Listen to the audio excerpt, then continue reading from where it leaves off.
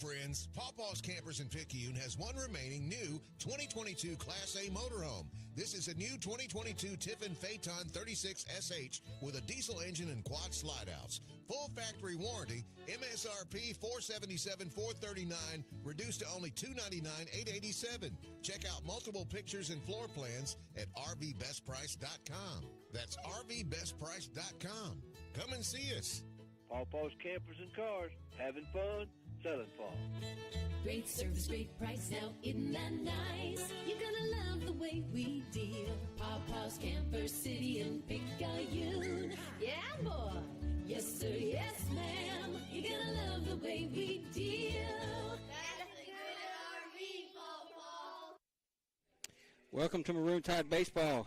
We are in Hurley, Mississippi tonight for Game 3 of Round 3 of the MHSAA State Playoffs. Tommy, I think I was a little hot right there. I had to turn that mic down a little bit, but we're here Round 3. Tommy, the good news is the sun's about to go down. The bad news is we're looking dead into it. Yeah, I talked about it the other night. I needed to bring a welding helmet tonight so we can kind of look into it. We got lucky with the clouds the other night. No clouds tonight. Beautiful evening for baseball. But, as you said, we are looking dead to the west, right up in the sun, and it is hot. Yes, it is. And it is sunny, but I think you're right. Maybe within the next 30, 45 minutes, it'll get down behind some of them oak trees and be a little better. Right now, we staring into it. Yeah, if it would have been a 5 o'clock game that we had last week in Wayne County, we might have had to set up on the home side over there. Yeah, we'd have had to do something different. I don't know if we could have stood it. Tommy, we get here, Game 3, Picayune and East Central. East Central the defending state champions. I mean, we've talked about that. Picayune's still a team on the up and come. You know, they're still a young team for the most part. No seniors in the lineup, but they have battled and got to a Game 3 here, something that maybe a lot of people, including a couple of guys sitting here, thought maybe, man, that's going to be tough to get back here on Saturday after what happened on Tuesday night. Oh, absolutely. I admitted it last night. I'm happy to admit that I was wrong. I really honestly thought we didn't have much of a shot based on Tuesday night's performance. They were just lights out. I just didn't think we could get back here and get through them, but, man, was I wrong. We jumped onto them early, and that I think that's a good thing because we rode that lead the rest of the game, and we withstood the onslaught. They kind of had a few opportunities to run back through it, but we withstood it. And as far as I'm concerned, we're on house money here now, Tim. So let's go ahead and win one more and just keep going. Yeah, we're going to go with Tanner Busby tonight. He only threw about 60 pitches the other night, got him out after 3 innings. A couple of reasons. Number one, he had gone 60 pitches in 3 innings. Number two, the tie was down 4-0. Number three, Dunsford looked like he could pitch for 3 days and we wasn't going to score on him. So Coach Nicholson said, you know what, I'll take Tanner out. If I can get to a Game 3, at least I'll have him for a few innings. So I think the plan is to ride Tanner for a while, and, after that, it could be Cooper, it could be Colt. I would be surprised if it was anybody but one of those two guys. Yeah, there's a lot of shoulda, woulda, couldas, and we don't know how this is going to play out. This is a situation that we hadn't been in all year, right, where we've had to play 3 games like this back to back to back. And pitching is a little bit shallower than we would like it. But you know what? They ran through a bunch of guys last night, Timmy, so they're not sitting great. I think they've got probably more arms than Picayune does from top to bottom. But I don't think they're feeling all that good about where they are either. So we don't know. Somebody might have to go for 2 here late to win it. We just don't know. Or we say that and it'll be a 1-0 ball game. But right. we just don't know. We honestly just don't know. We're just going to have to kind of let the loose end drag here and play it. Well, they're going to start the guy who ended the game, Brayson Owenby, number 4. And Coach Neil Walther actually texted me last night and said they'll probably go with Owenby. And Neil said he's got a good arm. Just sometimes you don't know where it's going to go. I've been there before. And so, and truthfully, Tommy, I mean, we talked about this, and it's no knock against our club, but banged up and shorten the lineup, we can't stand in the box and bang with them. We can't play a 12-10 or 13-11 game. We're going to have to, we're going to have them be a little bit wild on the mound, maybe be a little bit sloppy in the field, and we got to take advantage of that and try to pitch and play defense well enough to maybe make 5 or 6 runs stick up in this game. No, I think you're exactly right. And if you're just going to match talent for talent, I think top to bottom, they're probably the more talented team from top to bottom. But as we saw last night, the most talented team don't always win. That doesn't necessarily, you don't just roll your helmet out there and say, well, y'all, got a little more talent than we do, so we're just going to pitch it in and let y'all head on wherever you go, and so or Van Cleve. It doesn't work that way, so that's why we play the game, and it's pretty obvious, especially based on last night, if East Central makes a mistake or two, whether that's walking or kicking some airs around, if they make a mistake, Picayune can be right there with them and beat them. So let's play the game, see how it plays out. Lineups tonight, first for the Maroon Tide, leading off number 13, second baseman Jamie Lumpkin, batting second, number 7. Third baseman Cooper Moreau, batting third. To shortstop, number 10, Kyler King, batting fourth.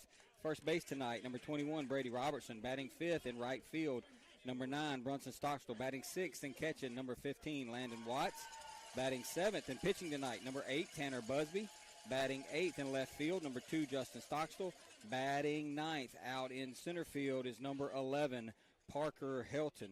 So that is the starting lineup for the Maroon Tide. For East Central, Carson Ryder will lead it off, play second base. T.J. Dunsford will hit second and play shortstop. Logan Terry will hit third and catch. Nate Trocheset will hit fourth and play third base. Andrew Marble will hit fifth and play first base. Anthony Tanner will hit sixth and play right field. Brayson Owenby, as we mentioned, will be on the mound. Eli Smith will be out in center field, batting eighth. And Brayson Dickerson will be out in left field, batting ninth. So that is the lineups for both teams, Tommy. They're announcing them over the public address. They'll do the anthem, and when they get done, I think we'll be ready for baseball, my friend. Let's do it. This is Maroon Tide Baseball. We'll be back in a couple of minutes. We'll be back for first pitch.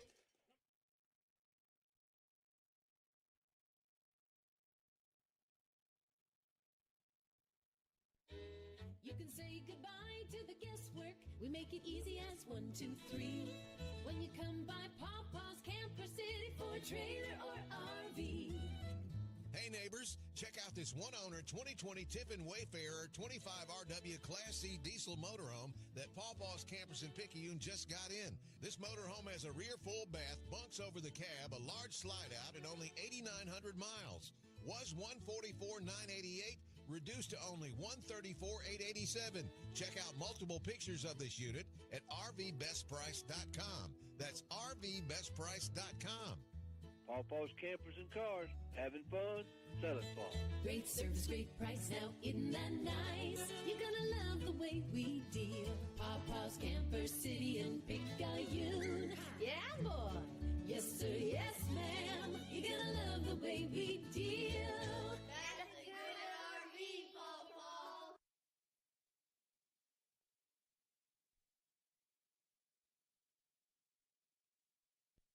Hi Wildcats, I'm Carrie. And I'm Mackenzie. Are you ready to roar with the best here at Pearl River? We're inviting you to join our growing Wildcat family. Pearl River continues to make headlines as the fastest growing community college in the state. All while putting our students first by not increasing tuition and developing more opportunities for successful careers. Come be a part of history by joining our Wildcat family where we show out our main character energy. Just visit prcc.edu and roar with the best.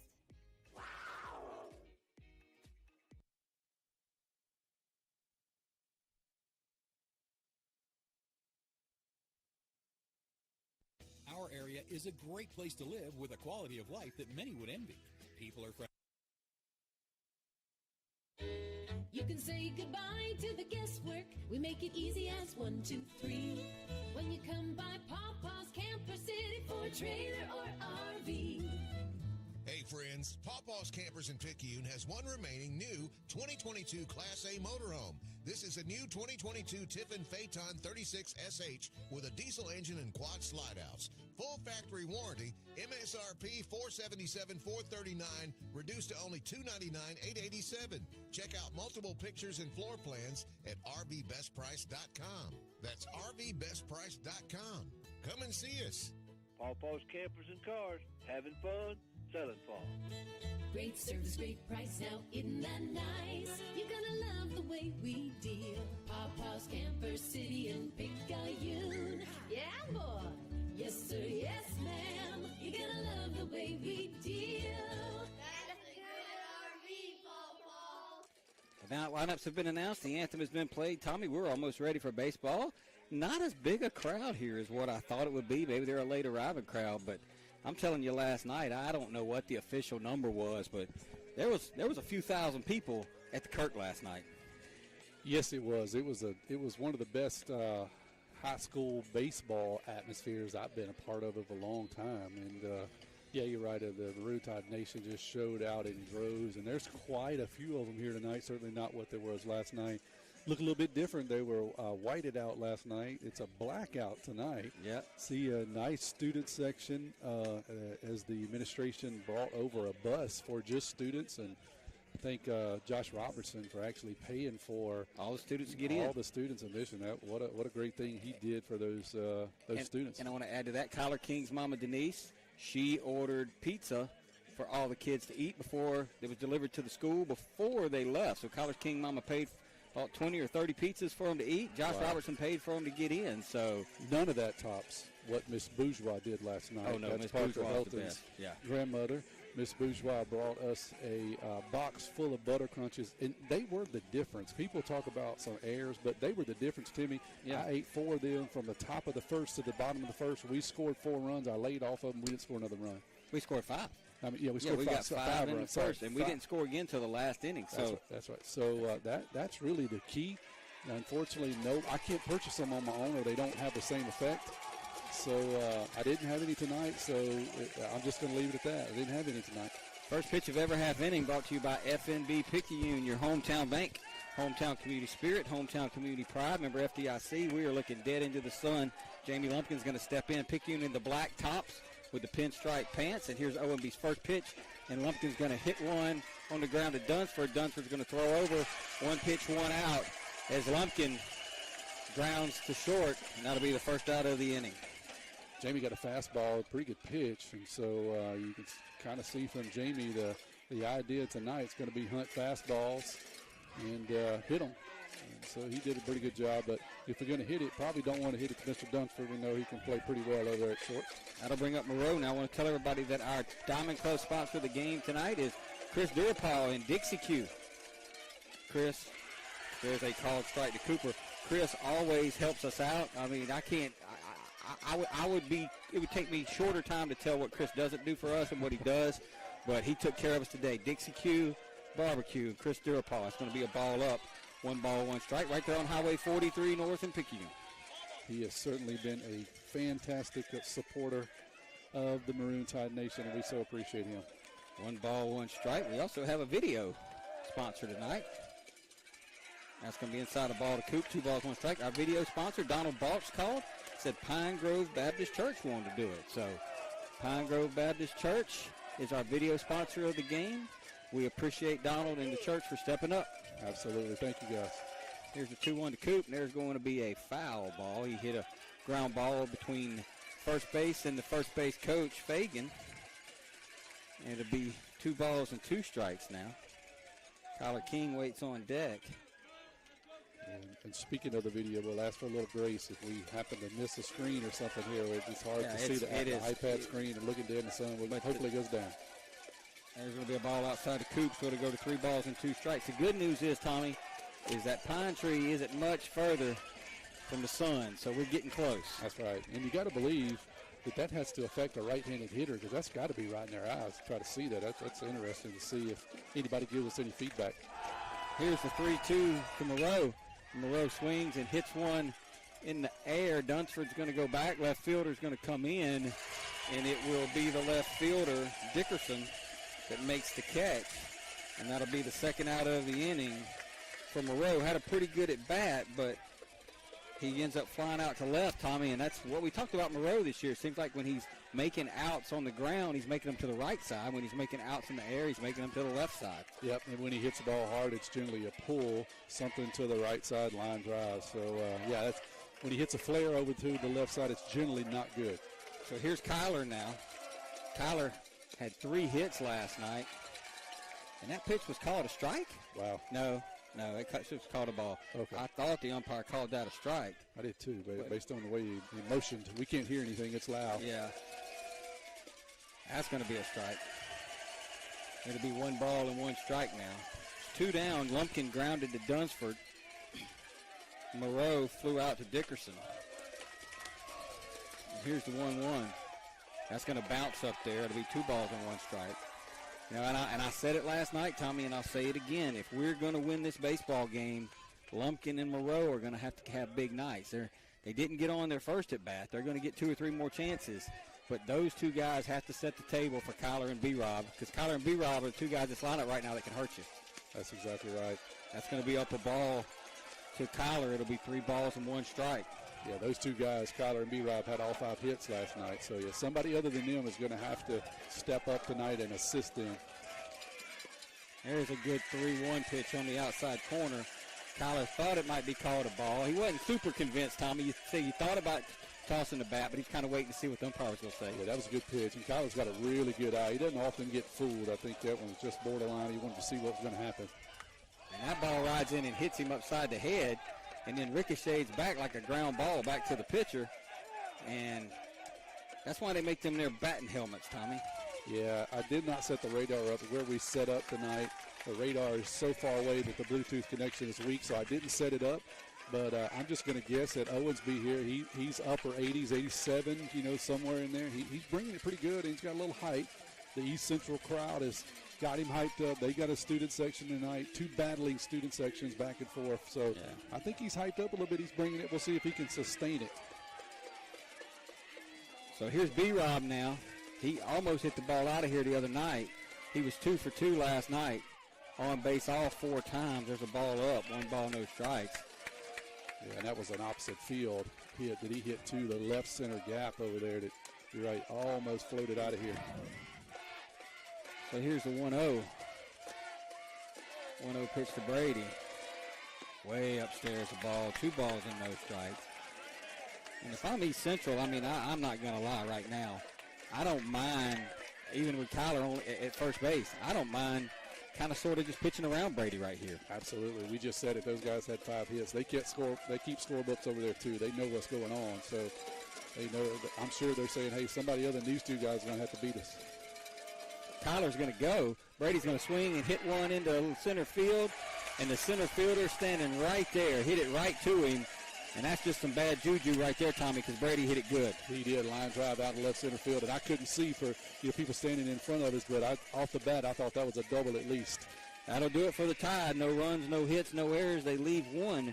We will head to the bottom of the first. Picayune East Central scoreless. You're listening to Maroon Tide Baseball.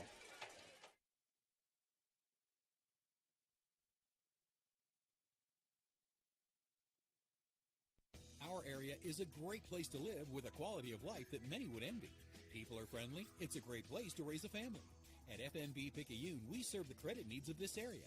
The money to make the loans comes from your investments with us. In turn, we reinvest your money in the local economy to send kids to college, finance new businesses to create new jobs, build new homes, and much, much more. At FNB Picayune, your money is used to support our local needs. FNB Picayune, your hometown bank, member FDIC.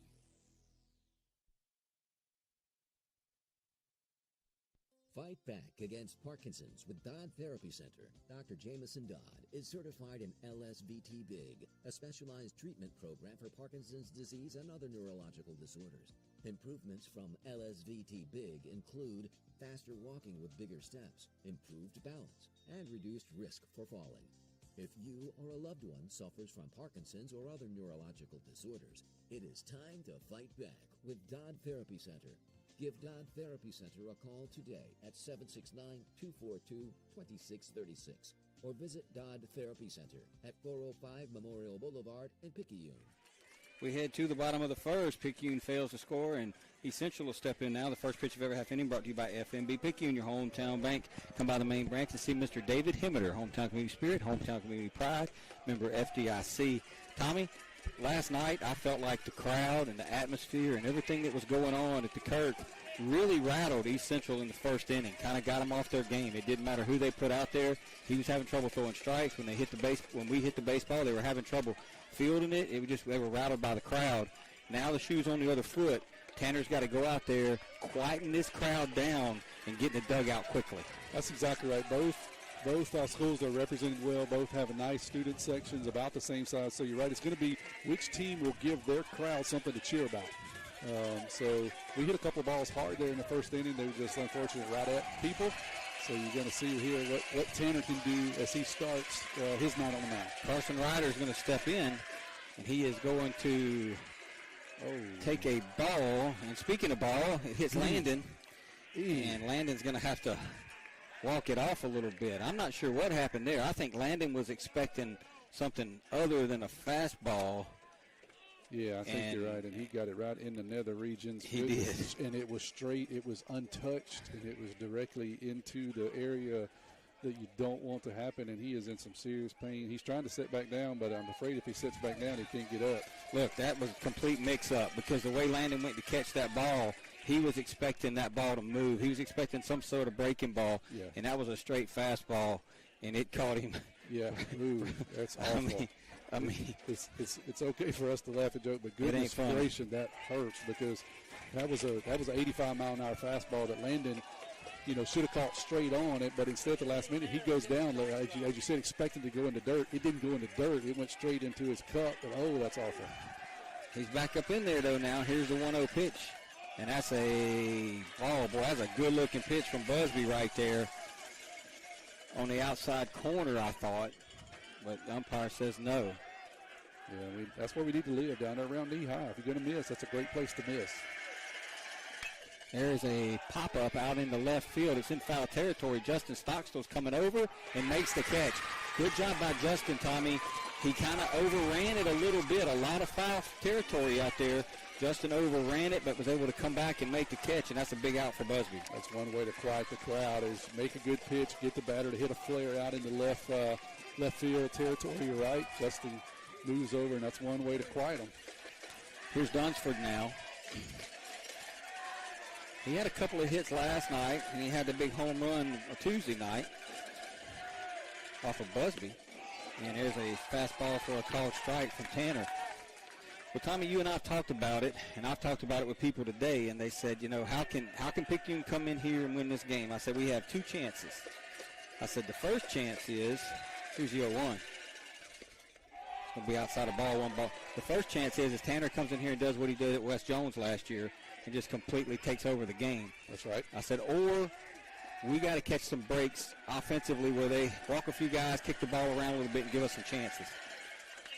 Dunsford's going to pop it up, but I think it's going to get out of play. B-Rob's going to look at it, but it's going to end up in foul territory. But now Tanner's up 1 ball, 2 strikes. I would say it's not an or. I would say it needs to be an and to me. I think it's going to take both a really tight pitching performance from Busby, and they're going to have to make some mistakes. We said it before, and we're not trying to beat a dead horse, but we just can't go toe-to-toe with them blow for blow. We just don't have the manpower. But if they make a mistake, we can pounce on them, and that's what we're going to need to do tonight.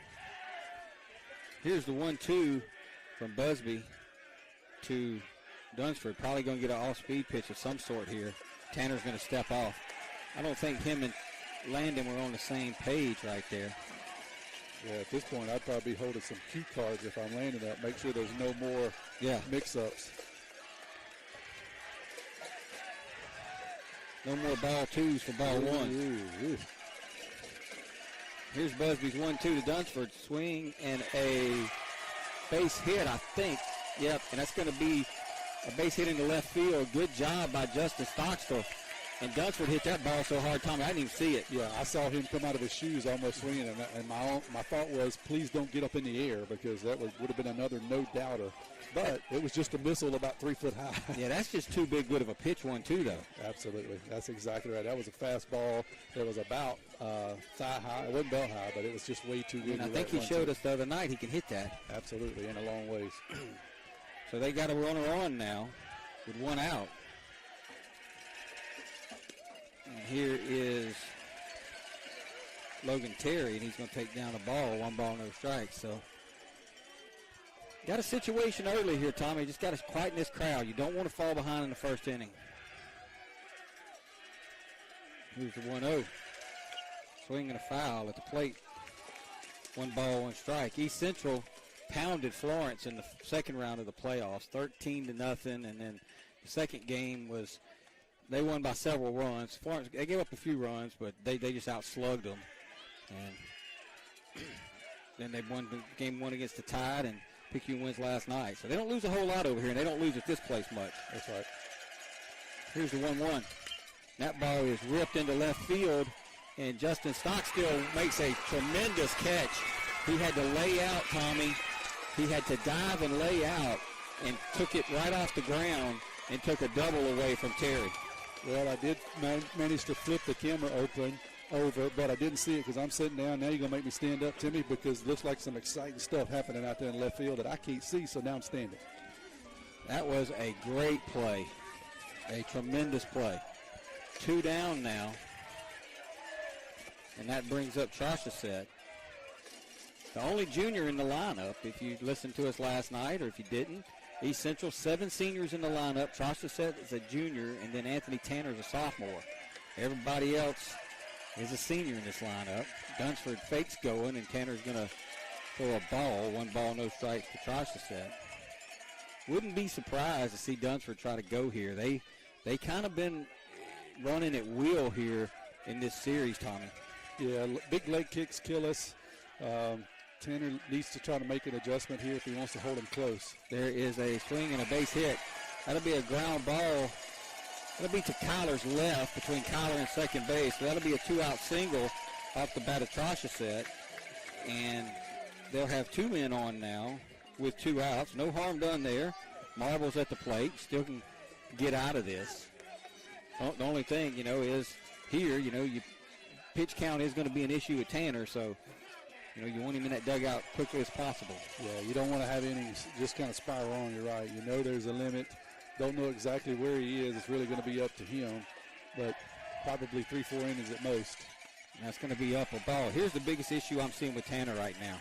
He is falling behind every single hitter he has faced. That's exactly right. And that not only gives them the advantage when they're selecting pitches, it also runs up his pitch count. Here's the 1-0. Swing and a miss. I take that back. He was ahead of Dunsford, 1-2. Tommy, I think I can take my sunglasses off now. Yeah, I think it's finally got below the tree enough. Not quite out of our eyes, but a lot better than it was 10 minutes ago. Here's Busby now. He's going to come set. He's going to check on Dunsford. Here's the pitch to Marble. Swing and a foul. So 1 ball, 2 strikes. So Busby's got Marble in the exact same spot he had Dunsford a couple of batters ago. 1 ball, 2 strikes. He tried to sneak the fastball by Dunsford. Yeah, and we've talked about it. There's one issue that we've seen from Tanner over this year is leaving 2-strike pitches, catching too much of the plate with 2-strike pitches. That's one of the things that I think he'll work on in the offseason. Swinging a pop-up foul is going to get out of play. And that comes from, from making that switch over from a thrower to a pitcher, Timmy, and, yep. and Busby's been a thrower all his life. He's always been a big kid. You've talked about he's been a big thrower, and you can get people out for a long time. But now you get to this point, and you need to start being able to pitch a little bit. And you need to be able to locate some pitches and move them around. And that's some of the finer points that I know he's starting to learn, and I think he'll grasp that even more this offseason. So he comes set, made Marble wait a long time. Here's the 1-2. He lays off. Runner's going to go down to third base, and he'll be safe. Dunsford is still third. Marble laid off a breaking ball. I don't know how he laid off of that, but Dunsford stole third. That was a pretty good pitch and just a big jump that Dunsford had. No harm, no foul here with 2 strikes and 2 outs. So let's just make a pitch here and get out of this. Troshaset stayed at first base. So they'll have a first and third now. Here's the 2-2 pitch. Swinging a ground ball towards second. King's going to field it, flip to Jamie, and Busby gets out of it on the fielder's choice. So they had a little traffic, but all in all, Busby navigates it. We will head to the top of the second inning. We're scoreless. You're listening to Maroon Tide Baseball.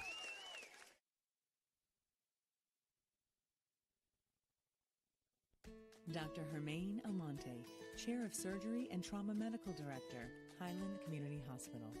Over the last 10 years, the Highland Surgery Department have grown exponentially.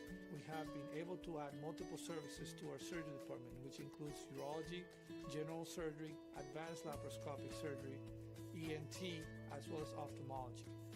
Highland Community Hospital, here when you need us most. For more information, go to highlandch.com.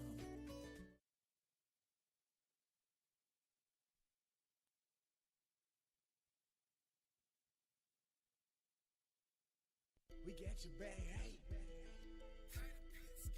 Back pains and injuries, Dr. Moore understands. No more pain, no more hurting. She just uses her hands. She got the #1 clinic that I recommend. She has a lovely crew too, and they'll fix you right up. So call Dr. Moore when that pain gets rough. Cause we got your back, ayy, we got your back. We got your back, ayy, we got your back. We got your back, ayy, we got your back.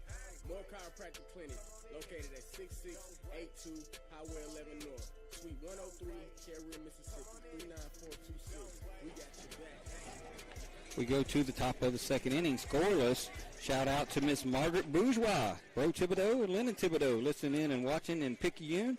Justin Stockstill said he's listening in. Jeff Sample says, Roll Tide Roll, let's go. So got some folks listening tonight. My new favorite listener, Miss Bourgeois. So the first pitch of every half inning brought to you by FNB Picayune, Hometown Community Spirit, Hometown Community Pride. Go by the South Branch and see Miss Tracy Acker on Memorial Boulevard, FNB Picayune. I lost my call sheet, Tommy, that's got all the FNB. No, I lost it here, I think. I don't know where it's at. But in any event, here's Brunson Stockstill now, and he is going to take a called strike. No balls and one strike. And look, this is the part of the lineup right here, Tommy. 5, 6, 7. Brunson, Landon, and Tanner. We got to get something out of these guys tonight. There's a called strike 2 to Brunson. Breaking ball right there. Fastball starting him out, and then that was a good breaking pitch up. So Brunson's kind of dug himself a little hole here, 0-2.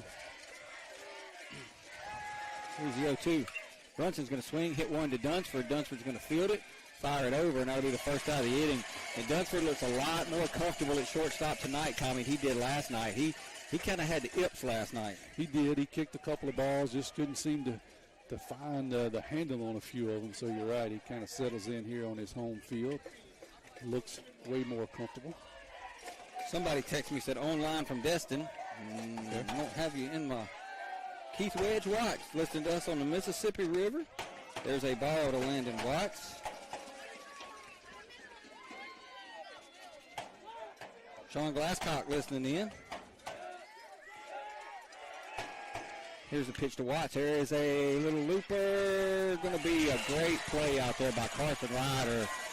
He overran it, Tommy. It was a little flare, a little looping-lina, as they call it.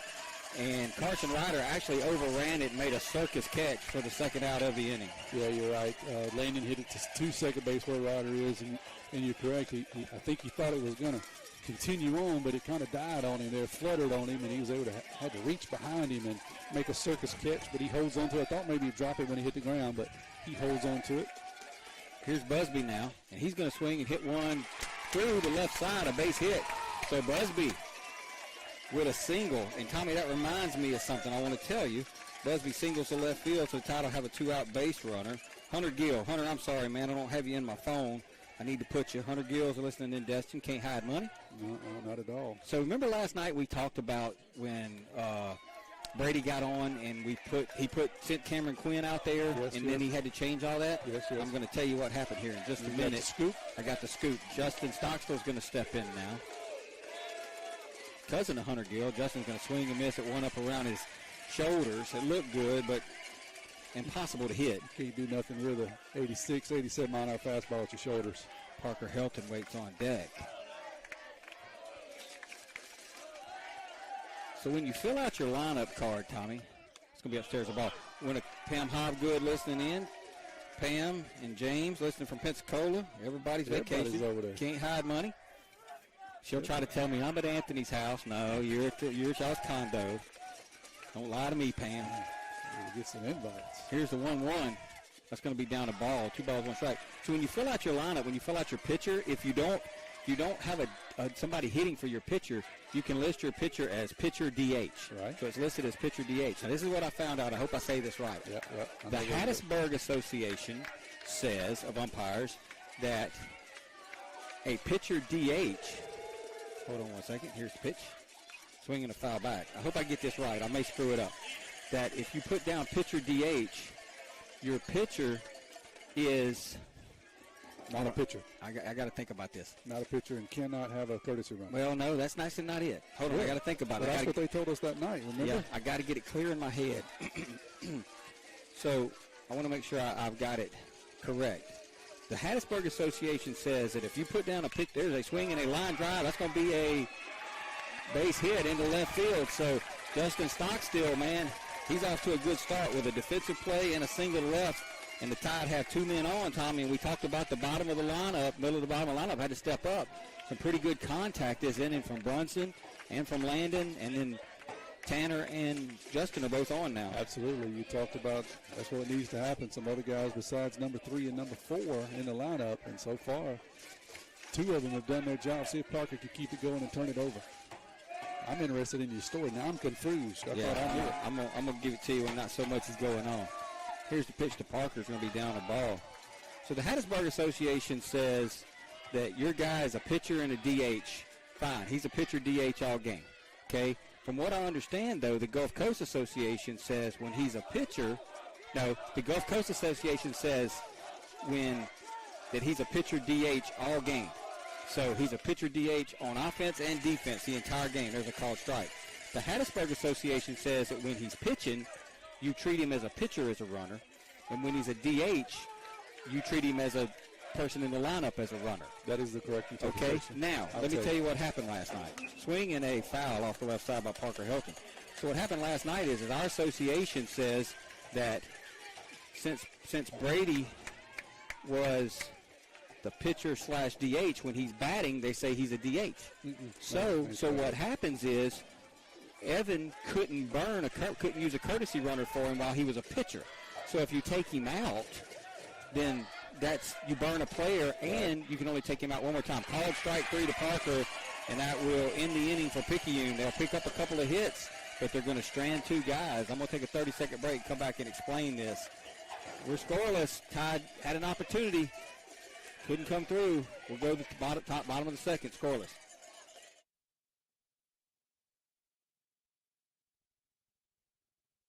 Craving a breakfast toaster or French toast sticks? Make it a meal and step up your breakfast with tots and a cold beverage. Sonic Drive-In has the perfect portable breakfast, and it's the perfect way to start your day. And at Sonic Drive-In in Picayune, you can stop by anytime because breakfast is served all day. Sonic Drive-In of Picayune on Highway 11 just north of Highway 43 North. Start your day Sonic style with happy eating at its best. That's what you get at Sonic Drive-In of Picayune. Destination delicious.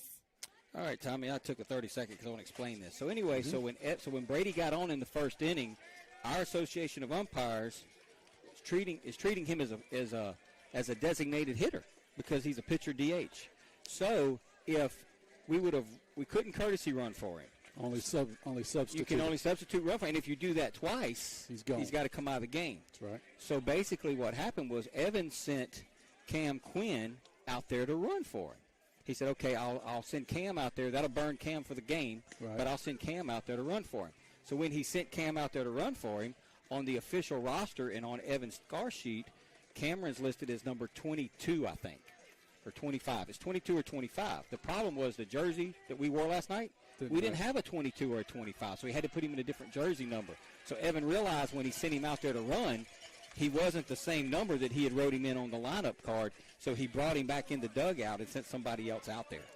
So it was voluntary because he figured out it really had nothing to do with the pitch and DH. It was but his thought process was, I can't courtesy run for him, so if I'm going to run for him, I got to burn a player. Gotcha. Now we know. Yep. So that's why Brady ran for himself the rest of the night.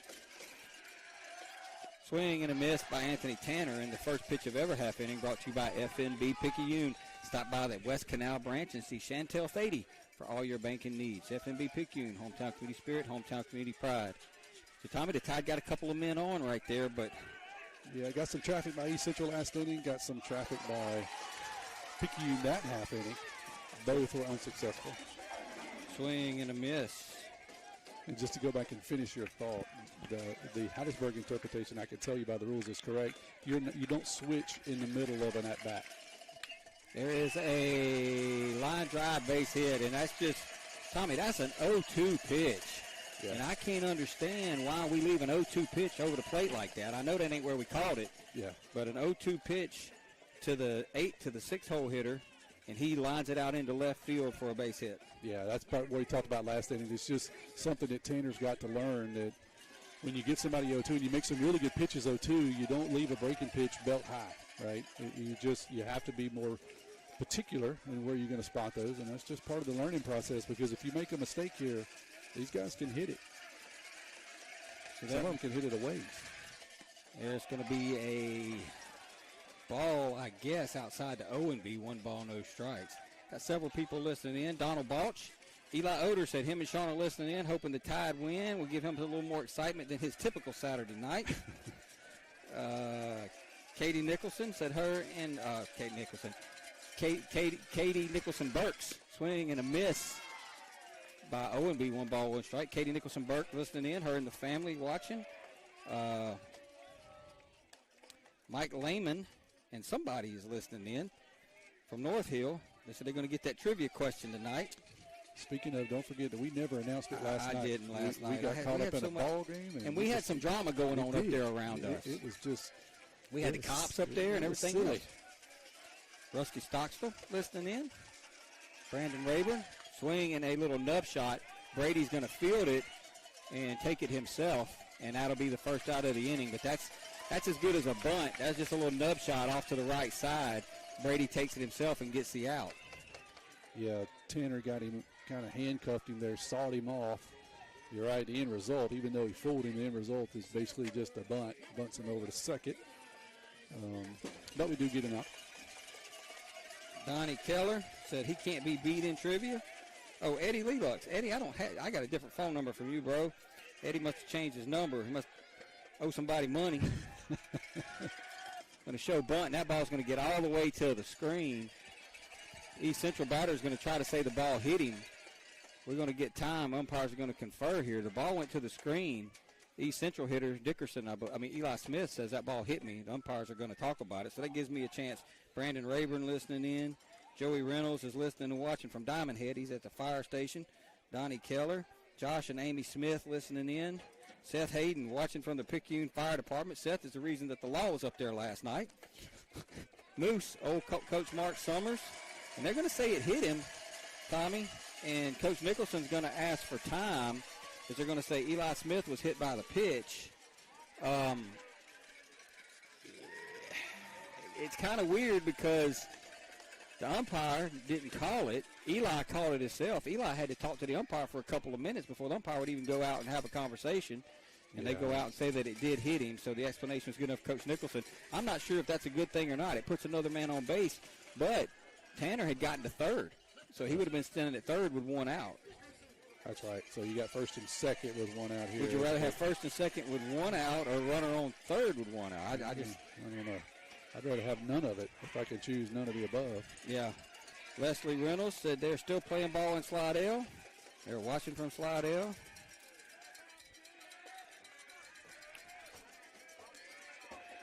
So anyway, here's Dickerson now. He's going to take a called strike. No balls and 1 strike. The good news that I'm seeing with Tanner, Timmy, is he seems to be working the ball low, keeping the ball down, which is when he's most effective. The breaking pitch seems to be there. Where he's gotten hit is where he's left an 0-2, 1-2 pitch just too pretty. Here's the 0-1. Swing and a miss. Kind of had him fishing at that one. Late swing. Yeah, that was a good pitch on the outside part of the plate. Just fanned at that one. Dickerson did. Got to execute here now. Got him in the count. No balls, 2 strikes. Yeah, nothing too pretty. Don't turn this over with bases loaded here, or Worcester. Here's the 0-2. That's going to be up a ball. 1 ball, 2 strikes. Justin and Monica listening in. Alexis is here. I saw Alexis earlier, Justin. Talked to her a little bit. 1 ball, 2 strikes. Busby just a junior. As we've mentioned many times, the Tide, the defenders out there, the batting lineup, not a senior out there. 5 juniors and a sophomore tonight. If Kraft would be in his usual lineup spot, we would have 6 juniors and 3 sophomores. So that's going to be a ball. 2 balls, 2 strikes. That was a pretty good 1-2 pitch, and it must have been pretty far off the plate. Yeah, we're looking across the plate. We see up and down, not left and right. No real argument from anybody in black, so we must conclude that it was off the plate. Not a bad pitch. I'd rather see that than over the middle. And pretty much the same pitch other than the breaking ball variety in the same spot. So now it's 3-2. So Tanner had him down in the count, 2 strikes. Now he's going full with him, 3 balls and 2 strikes. Thank you, Dorn, listening in. Big pitch right here. This is the 9-hole hitter. You don't want to turn this thing over for Carson Ryder. because they could get crooked on you quick. Yep, him and yeah, we know. Dunsford. Swing and a foul off the left side. Anthem Mitchell listening in from the camp. I have never seen a team in all my years of watching high school baseball that lays off the breaking ball as good as these guys do. They've got a good eye, don't they? They really, really do. Makes you wonder. Really, really good. 3 balls, 2 strikes. A huge pitch from Busby right now in this game. Oh, a called strike 3. Busby froze him with a fastball. Dickerson frozen, Tommy. Yeah, he wasn't happy. He had to turn around and look at the umpire, but I don't think there's much to look at that one. That one was pretty good pitch there, just a fastball. The only thing I can think of is he was trying to guess breaking pitch there and just got vapor locked. But yeah, he didn't move, and Landon didn't move either. So it was right exactly where Landon wanted. Good pitch there, and that's what you had to do if you were Busby. If you turn it over, you don't have any choice, but you do have a choice on how many outs and where they're standing. So 3-2 now. Busby got to get Ryder, and Ryder's so fast. He tried to bunt. There's going to be a ground ball towards Lumpkin. Lumpkin's going to field it. He'll go over to Brady, and that'll do it. What a job by Tanner Busby to get out of that jam. And the Tide turn away the Hornets for the second inning in a row. We'll go to the third. We're scoreless. We're listening to Maroon Tide Baseball.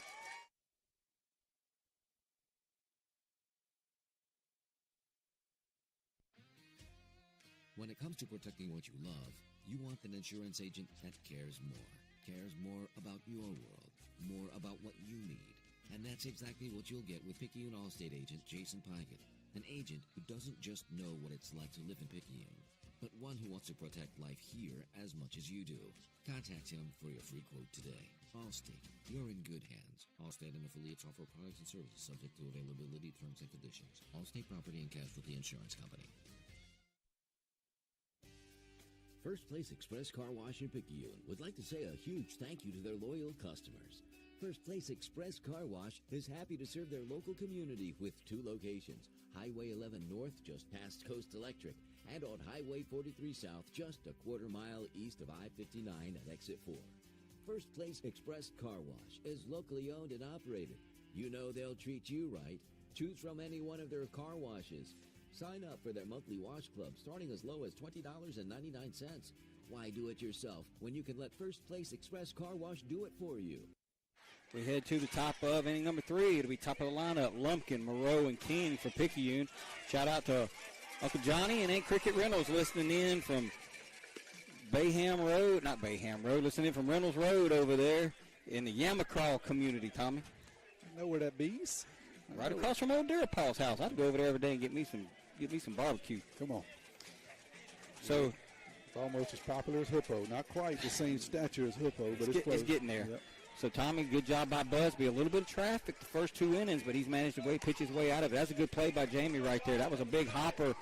Jamie, a lot of inexperienced second baseman would have tried to rush that play. Jamie saw it, laid back, got the big hop, made the correct play over to first base, and so far so good. We just got to figure out how to get some guys on and get them around. That's right. Always be throwing the ball hard. You know, he's throwing the ball harder, it looks like, to me tonight than he was last night. Maybe just my perception, but maybe running off a little bit of nerves, a little bit of adrenaline here. We'll see if he can settle in. And you're right, we hit a couple of balls hard. We just, unfortunately, have hit them right at people. So see if Jamie can. He was one of them that hit it hard in the first inning. See if he can find a hole. Jeffrey Stewart texts in, and that's going to be upstairs the ball to Jamie Lumpkin. Jeffrey Stewart texts me, said, Miss Cricket Reynolds is one of the few people that can outcook Chris Durapal. Uh-oh. Laying down the challenge. Yep. Swing and a miss by Lumpkin. 1 ball, 1 strike. First pitch of every half inning brought to you by FMB Picayune. Go by the North Branch and see Miss Tracy Acker for all your banking needs. Tonight's Diamond Club sponsor of the game is one Mr. Chris Durapal and Dixie Q Barbecue. Here's the 1-1. Jamie's going to foul it back. 1 ball, 2 strikes. Jamie's still battling the back issue a little bit, Tommy. He missed about a month of the season. Just ain't quite back yet. No, I think he's a lot better than he was earlier in the season. He looked stiff and kind of just looked like an old guy out there trying to swing the bat. He does look a lot better, but still not at mid-season form quite yet. Jamie just a junior. Here's the 1-2 pitch. Swing and fouls that one back. It'll stay 1 ball, 2 strikes. Speaking of Hippo, I need to tell the Hippo crew hello. Hello, Paul and Tyler over there holding things down while we're traveling to the faraway lands. Hopefully we bring back some treasure. This is the last time we'll come here for a long time, Mr. Upton. You said that Tuesday. Yeah, well, I did, and that's a called strike 3.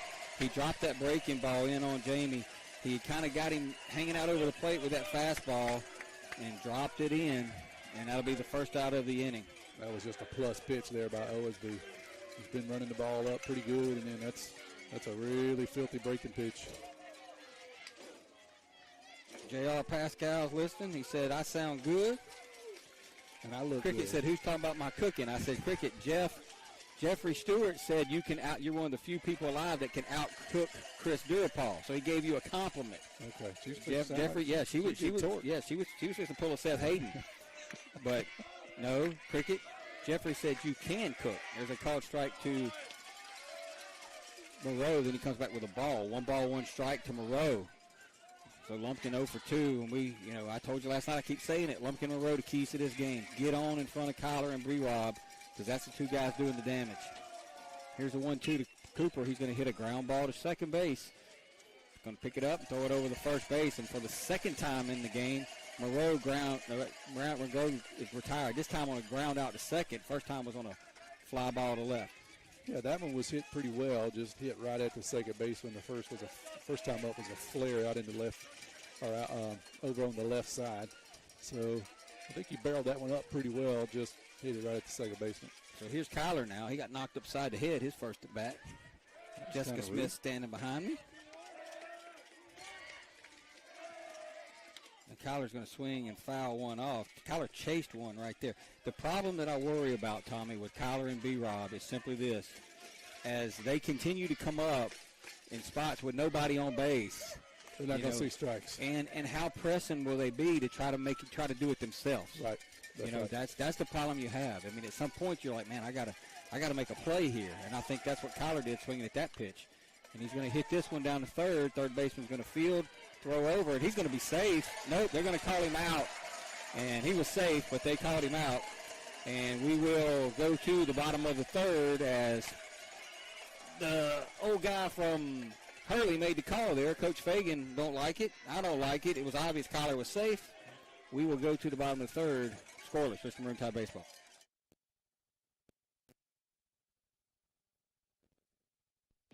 Hi, Wildcats. I'm Carrie. And I'm Mackenzie. Are you ready to roar with the best here at Pearl River? We're inviting you to join our growing Wildcat family. Pearl River continues to make headlines as the fastest growing community college in the state. All while putting our students first by not increasing tuition and developing more opportunities for successful careers. Come be a part of history by joining our Wildcat family where we show out our main character energy. Just visit prcc.edu and roar with the best.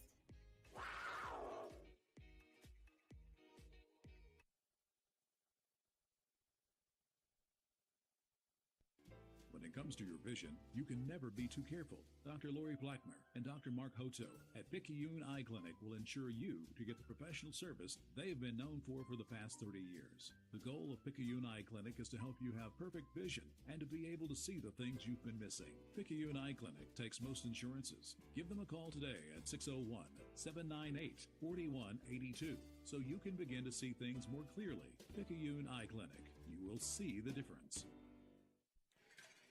We head to the bottom of the third. First pitch of every half inning brought to you by FNB Picayune. 4 locations to serve you: East Canal, West Canal, Cooper Road, Memorial Boulevard. Tonight's Diamond Club sponsor the game. Dixie Q Barbecue, Chris Durapal. Our video tonight is sponsored by Pine Grove Baptist Church. Heavy D said, I'll get you guys fixed up. So Pine Grove Baptist Church out there in the Pine Grove community, hence the term Pine Grove Baptist Church. Falls together logically. We appreciate you guys. Here's Mr. Dunsford now. He singled back in the first inning. Got to second on the base hit. Stole third, but was stranded there. There's a called strike from Busby to Dunsford. Best news about this is there ain't nobody on the bags. Now, let's see. The umpire, there's something going on. Not sure what it is. Talking to Jamie, or what is he doing? Coach Nicholson's going to come out, have a conversation. Yeah, first base umpire walked over to to Jamie and said something, and then now Coach Nicholson's made his way out there. First base umpire's talking to him. It's very interesting. Coach Nicholson ain't liking what he's putting down, I can tell you that, whatever it is. They're going to say no pitch. That's what Coach Gatt's saying. What's going on, Coach Gatt? The umpire's saying that Jamie called time before the pitch. No, the umpire's saying that he called time before the pitch. Well, what's he talking to Jamie about? Oh, I think Jamie was having a conversation with the umpire. So Van Cleve and Wes Jones are putting on a hitting clinic, the way it sounds. Van Cleve up 5-4 after one inning, according to Donnie Keller. So I don't know what all that was about. I'm going to try to get an explanation from Coach Nicholson. Tommy, I'm going to ease in if you can take over. Yeah, so are we back to 0-0? That's what we're going to guess here. That strike is taken off of the board. Timmy has pulled his headphone off and see if he can get an explanation here. Well, that pitch is going to be delivered to Dunsford. Fastball outside, so we're going to see that as 1-0. We'll wait for the umpire to give us a sign. Looks like a pretty good pitch, but 1-0. 0-0 our score here. Maroon Tide have been out hit 3-2. Same pitch, same result. 2-0 to Dunsford. Okay, so I've got the official, what was here going on right there. Yeah, that's kind of weird. But you're right. He's right. It was no pitch to start the at-bat. And that ball is going to be lifted out into outfield. It's going to be a base hit.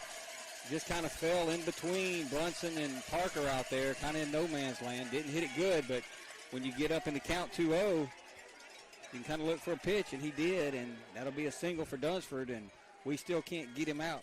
Yeah, we've struggled with him quite a bit. It just thankfully he came up with nobody on base. He got a pitch up and didn't do a whole lot with it, but strong enough to get it out there and drop it into right center field. So Jamie was talking to Kyler, and they were it was like a little bit of a loud conversation. Jamie was just telling Kyler that his arm was hurting him. So the umpire, right before the first pitch was thrown, took it on upon himself to call time and have Coach Nicholson to come out and check on Jamie. So the pitch didn't count. Wow. Yeah. I mean, I see Dr. Hermaine Almonte out there. Wow. 1 ball, no strikes now to Logan Terry. I mean, your job's the umpire. Your job ain't to determine the medical situation of certain players who say their arms hurt to their teammates. There's a foul ball, 1 ball, 1 strike. We want you to call out and safe and leave the medical diagnosis to the people that are here to do that. Yeah, and get a few of them outs and safes and balls and strikes right. Yeah, just at least 1.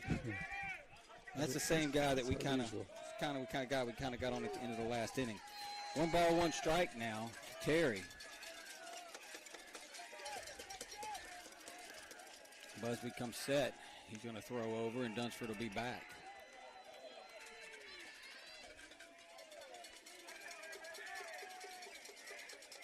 This is a spot where you feel that he can kind of get out from under you quickly here with Dunsford on, Terry up, tries to set on deck. Ground ball would be great. Here's the pitch. Oh, a called strike. Beautiful pitch by Tanner. Kayla and Grayson Stillman and Miss Donna Cooper, longtime PMHS home ec teacher, listening in. Miss Cooper. So now it's 1 ball and 2 strikes to Terry from Busby.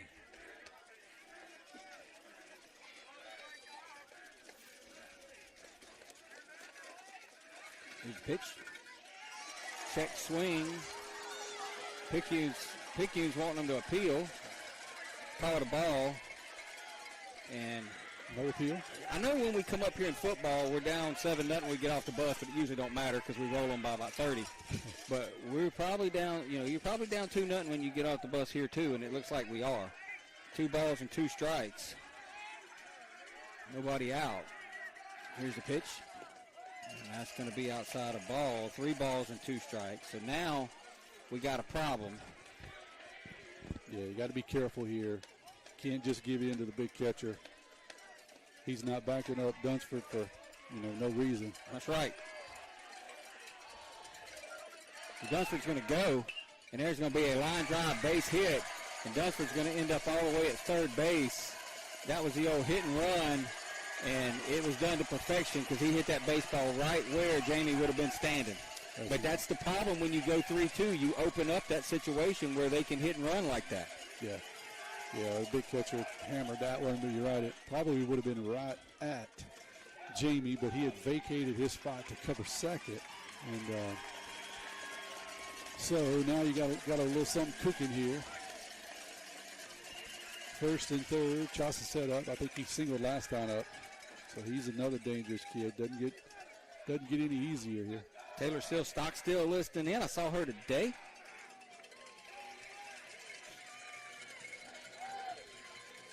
Pete Taggart, he's on the hill listening in Henley Field.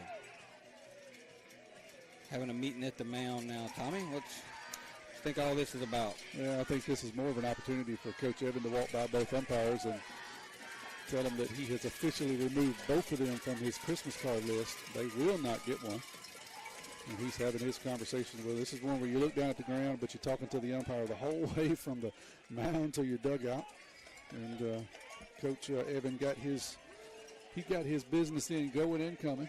And while you're out there, you do talk a little baseball with you infield, but mostly it's to apply to the umpire. I'm sorry, Troshaset's going to hit now. And they got first and third with nobody out, so they've threatened in every single inning.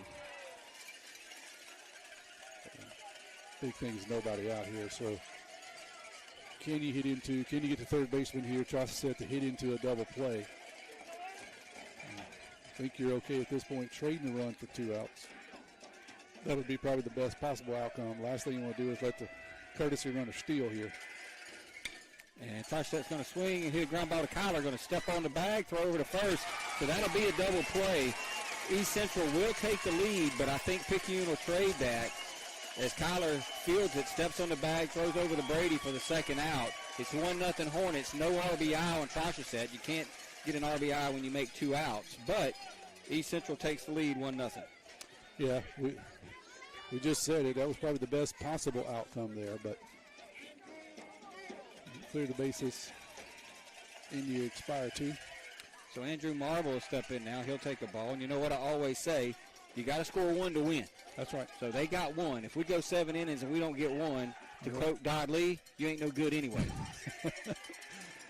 Swing and a ground ball towards Kyler. He's going to field it, throw it over, and that'll do it for East Central. So all things considered, Tommy, first and third with nobody out, to be able to come back 3 pitches later and get out of it, only giving up the 1 run, we'll take it. Absolutely. We're headed to the top of the 4th. Tide trail 1-0. You're listening to Maroon Tide Baseball.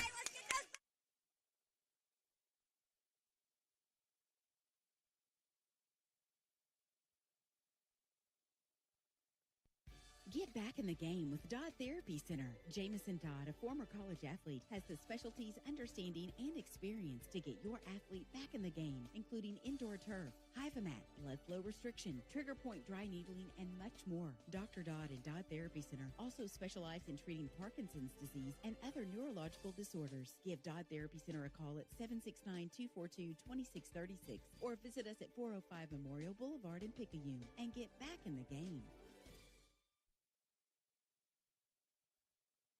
Hey friends, Pawpaw's Campers in Picayune has one remaining new 2022 Class A motorhome. This is a new 2022 Tiffin Phaeton 36SH with a diesel engine and quad slide outs. Full factory warranty, MSRP $477,439, reduced to only $299,887. Check out multiple pictures and floor plans at RVBestPrice.com. That's RVBestPrice.com. Come and see us. We go to the top of the 4th. Tide trail 1-0. The first pitch of every inning brought to you by FNB Picayune. Stop by the main branch and see Miss Sheila Cooper or Miss Linda Penton. Sheila Cooper is the mother-in-law of one Mr. Gatlin Steelman, standing right here in front of me, blocking my view. At least Lisa Stockstill is listening in. She sent her daughter Barkley today, I believe. She rode the bus with everybody else. I tell you what, Yamacraw and Pine Grove's got it going on tonight. Miss Nellie Watts, Landon's grandma, her and Caroline and Millie are watching. Well represented. Yep. So we got some folks, man. So here's B-Rob now. He's going to hit with nobody on, and he's going to take outside a ball. And let's go back to that last hour, top of the 3rd inning. Kyler swung at 2 pitches, probably out of the strike zone, grounded out, allegedly. That's what I'm worried about, though. He's during the season, especially early on and when Morgan was hitting behind him, he was a lot more patient at the plate. He was drawing walks. He was scoring a lot of runs. Now I feel like all of a sudden he feels like he's got to do a little more than what he did, and I just hope he don't get into that situation. It's going to be a called strike from Brady because we need him swinging at good pitches because he's one of the few guys we have can turn the ball game around. That's exactly right. Yeah, he's explosive and he can hit in just about any situation. You're right, but sometimes good players feel like they got to strap the Superman cape on and do it all, and you can't. You physically cannot do it. Here's the 2-1 to B-Rob. Well, that's a good-looking pitch there. I think he might have fooled Brady right there. Brady's talking to himself, Tommy. Yeah, that's a good pitch at the knees. It's a tough pitch to hit, and now you kind of open yourself up. He's got a pretty filthy slider. I don't know that it's quite in the same league as Dunsford has, but it's pretty good. No. 2-2 to B-Rob, and that's going to be upstairs the ball. 3 balls, 2 strikes. B-Rob, another one of those juniors, just a junior. Be back next year along with Kyler and Tanner and Jamie Lumpkin. And Morgan Kraft will be back in action. And Landon Watts. So a lot of juniors on this team, junior heavy. And one of those sophomores on deck, Brunson Stockstill. And that one's going to go over by our friends, the Goats. We haven't talked about them yet. In the Goat patch. If you've never been here before, folks, it's a beautiful ballpark. And the school's right across the street. But literally 8 feet behind us is a chain link fence and a goat ranch right behind us with probably 40 goats out there. They're living large. There's a ground ball foul. Walt Fagan's got to do a better job of filling that one. Well, that was a bad effort. I mean, he reached for it. Coach Evan he'll stand tall over there and just get stoic and kind of let him pass. But at least we got an effort out of Coach Fagan over there. Whitaker Guidry said, "I'm watching from Lake Westchester." That sounds like North Nicholson is what that sounds like. North Nicholson. Here's the 3-2 pitch. B-Robs hits that ball hard. What a play by Carson Ryder. And throws it in the dirt, and it's going to get away from Marble. Brady hit that ball hard. That was a great backhand by Ryder, but he threw it in the dirt, Tom. Man, yeah, Brady hit it so hard, you just about want to score that a single, but you can't. Ryder did the hard work. He backhanded just a shot and then throws it in the dirt. Marble's not able to get the handle on it, so. Credit Brady with getting down the line. He kind of made Marble throw that ball a little bit sooner than what he wanted. Marble rushed it. I mean, he had to rush it by nature by where the ball was hit, but it was hit so hard he had time. But that'll be an E4, and that'll open up the situation here for Brunson. Mr. Trashaset seems to think Brunson's going to bunt. He's playing right here in front of me and Coach Steelman. Yeah, I think that would probably be a safe bet. We'll see. Swing and a miss. That was the old slasher attempt. I'm sorry, I got something going on here. Let me solve this real quick. Brunson squares around and then pulls it back at the last minute, swings through a fastball right down the middle. See if he tries to square around again here, Tim. 0-1. It's going to be outside a ball for Brunson. 1 ball, 1 strike. You jacked up on Game Changer? No, I got a few people wanting to know where to find the stream, so I'm sending the link you sent me. You've probably sent me that link a million times, and I can't. I got to get you to show me how to save it somewhere on my phone. I'm not very technological savvy. You should just be able to scroll up in your text messages, and you'll see it. Well, I usually delete. Man, I get so many, dude. I get anxiety when I see that long list of text messages. Here's the 1-1 to Brunson from Owenby. That's going to be outside a ball. 2 balls and 1 strike. So now Brunson should get a pretty good pitch to hit right here, Tom. Got a big hole on the right side. Second baseman is playing almost straight away, so first baseman's holding on Brady, so he just got a huge hole on the right side if he could poke a ground ball through it. Swing and a miss. 2 balls, 2 strikes. There's one thing I know that East Central don't want to have happen here.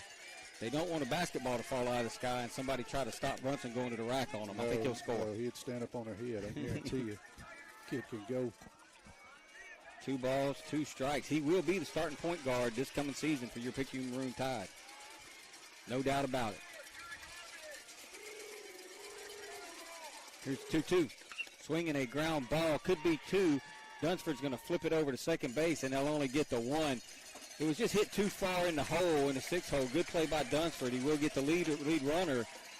Tide will get Brunson to first base. B-Rob is forced. He'll be one down. Yeah, Dunsford has to go way to his right. You're right. He has to go down on one knee and kind of make sure he gets the handle on that, flips it over to Ryder, but no chance to get Brunson running down to first. Here's Watts now. Now, Watts hit that ball right out over second base, his first at bat that Carson Ryder made a great play on. Brunson with a pretty big lead over there. Yeah, he's challenging him. That's going to be outside the ball. 1 ball, no strikes.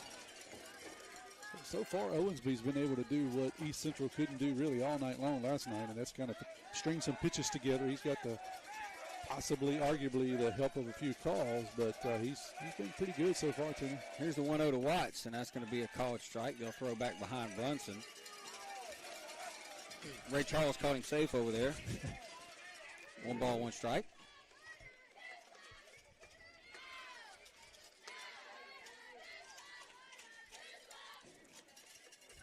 Boy, Watts could get a hold of one. Watts needs we need to go out there and put, instead of EC, we need to put a G. He'll think he's in George County. Hit one. He'll hit one. 50. Yeah. There's a swing and a ground ball to Dunsford. Dunsford's going to flip it over to second, throw it over to first, and that'll be the double play as Watts hit the ball hard, but we got to quit hitting it to that man. Yeah, he knows what to do with it. Yep, and that'll do it as Picayune is turned away here in the 4th. We'll head to the bottom of the 4th inning. Tide trail 1-0. You listen to Maroon Tide Baseball.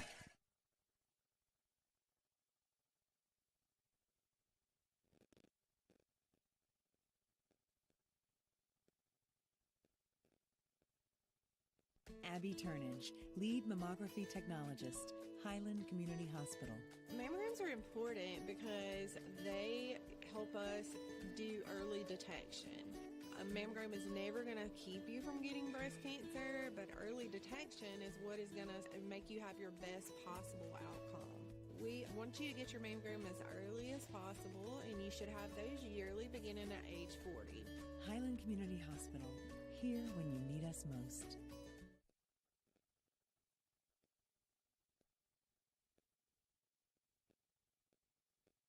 Craving a breakfast toaster or French toast sticks? Make it a meal and step up your breakfast with tots and a cold beverage. Sonic Drive-In has the perfect portable breakfast, and it's the perfect way to start your day. And at Sonic Drive-In in Picayune, you can stop by anytime because breakfast is served all day. Sonic Drive-In of Picayune on Highway 11 just north of Highway 43 North. Start your day Sonic style with happy eating at its best. That's what you get at Sonic Drive-In of Picayune. Destination delicious. We head to the bottom of the 4th inning. Picayune trails this one 1-0. First pitch of every half inning brought to you by FNB Picayune. Stop by the main branch at 121 East Canal Street and see one of our friendly loan officers. And I had the list with all of them down, and I know most of them, but I'd forget one, so I'm just not going to say them, Tommy. Come by and see one of them. Come by and see one of them. Just say that baseball man said for me to come by and see one of them there loan officers. All good. So, Tommy, the Tide, we've put the ball in play. I mean, we have been putting the ball in play this entire game. We just can't seem to get anything to drop consistently. Yeah, we've hit a lot of balls to Dunsford. He can catch it. He can throw it. We got to pick on somebody else. Ryder's made 2 really good plays out there at second. So, you're right. We found a few barrels just right at some guys. And see if Tanner can keep us close for another inning here. So I got a clarification. There is a pop-up. I'm looking for it, Tommy. I don't see it, but I don't have to see it. Brunson sees it, and Brunson makes the catch, and Anthony Tanner flies out to Brunson Stockstill to start the bottom of the 4th here. So a coach on the coast who had some nice things to say to me earlier in the season, but wants to remain nameless, sent this in. He said the DH role is terminating when a substitute, including one already in the defensive role, pinch hits or pinch runs for the player DH. Even when the starting player DH is a pitcher or catcher, he is not eligible to have a courtesy runner. And I get that. That's fine if you declare both. Right? I'm sorry, Tommy, called strike. Yeah, sorry. When you declare both pitcher DH, you're getting the benefits of allowing that kid to remain in the game, even if he comes out as a pitcher, right? Comes out defensively. So I get it, but you can't also be able to courtesy run for him. Swing and a foul into the mid of White, so it's no balls and 2 strikes now I get it, but what is wrong is the interpretation of he flips back and forth, whether he's batting or whether he's pitching. He does not change position, so that is a wrong interpretation by the local association. He was at the Gulf Coast Association that did that. Yeah, well, he sent me and said that is from NFHS, which I guess is the National Federation of High Schools. Yeah. So here's the 0-2, swing and a miss, and Busby sits down Owenby. 4 pitches and 2 outs now, and that'll bring us up to Eli Smith. And I want to meet the parents. If you're a East Central fan or an East Central person listening in or watching, and you're watching this game, and you know the parents of Mr. Eli Smith, if you could send them over here to talk to me after the game. Tommy, if you remember, this young man, I think he tore his ACL in the football game in the first quarter against Picayune this year. He's going to try to lay down a bunt. Tanner's going to field it, fire it, and get him. What a job by Busby. That's a 5-pitch inning. We'll talk about it next. What a job right there by Tanner Busby. We're going to the 5th. It's 1-0 East Central. You're listening to Maroon Tide Baseball.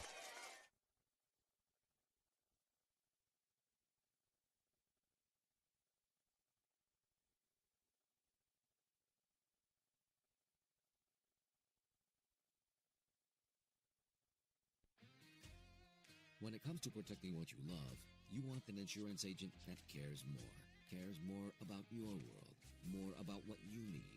And that's exactly what you'll get with Picayune Allstate agent Jason Pygott, an agent who doesn't just know what it's like to live in Picayune, but one who wants to protect life here as much as you do.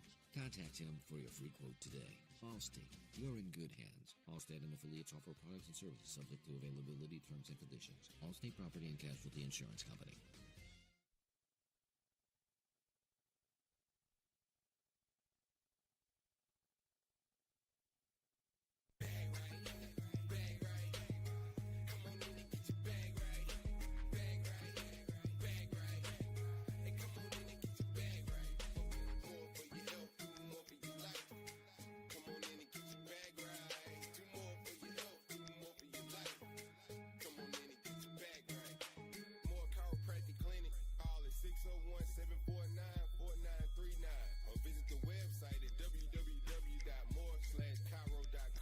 We head to the top of the 5th inning. First pitch of every inning brought to you by FNB Picayune, your hometown bank, hometown community spirit, hometown community pride. Member FDIC. No runs, 2 hits, no errors for the Tide. 1 run, 5 hits, 1 error for the Hornets. And Tommy, I believe if you'd have told Coach Nicholson we would be in the 5th and we'd only be down a run, I think we'd have took it. Yeah, and that Busby has got us there. Honestly, we just didn't know what Busby was going to be able to do tonight. You know, he only threw 60, but 60 is 60. But I tell you what, I don't want to jinx him, or say anything too early. But he's pitched a heck of a ball game tonight. Really, he's made a couple of mistakes, left some 0-2, 1-2 pitches up. But man, I tell you what, he's pitched really, really well. Got out of that inning right there. So Omarion Tyson paying homage to Busby with the 8 painted on his chest right here behind us. What I'm talking about. I tell you what, if they want to run a football, that dude right there will go get you. So if this turns into a football game, we cover. Yeah, we good. So here's Busby now. Here's the pitch. He's going to take a ball inside. 1 ball and no strikes from Owenby to Tanner. Tanner turned on a fastball his first at bat for a base hit. And that's going to be a ball. 2 balls and 1 strike now.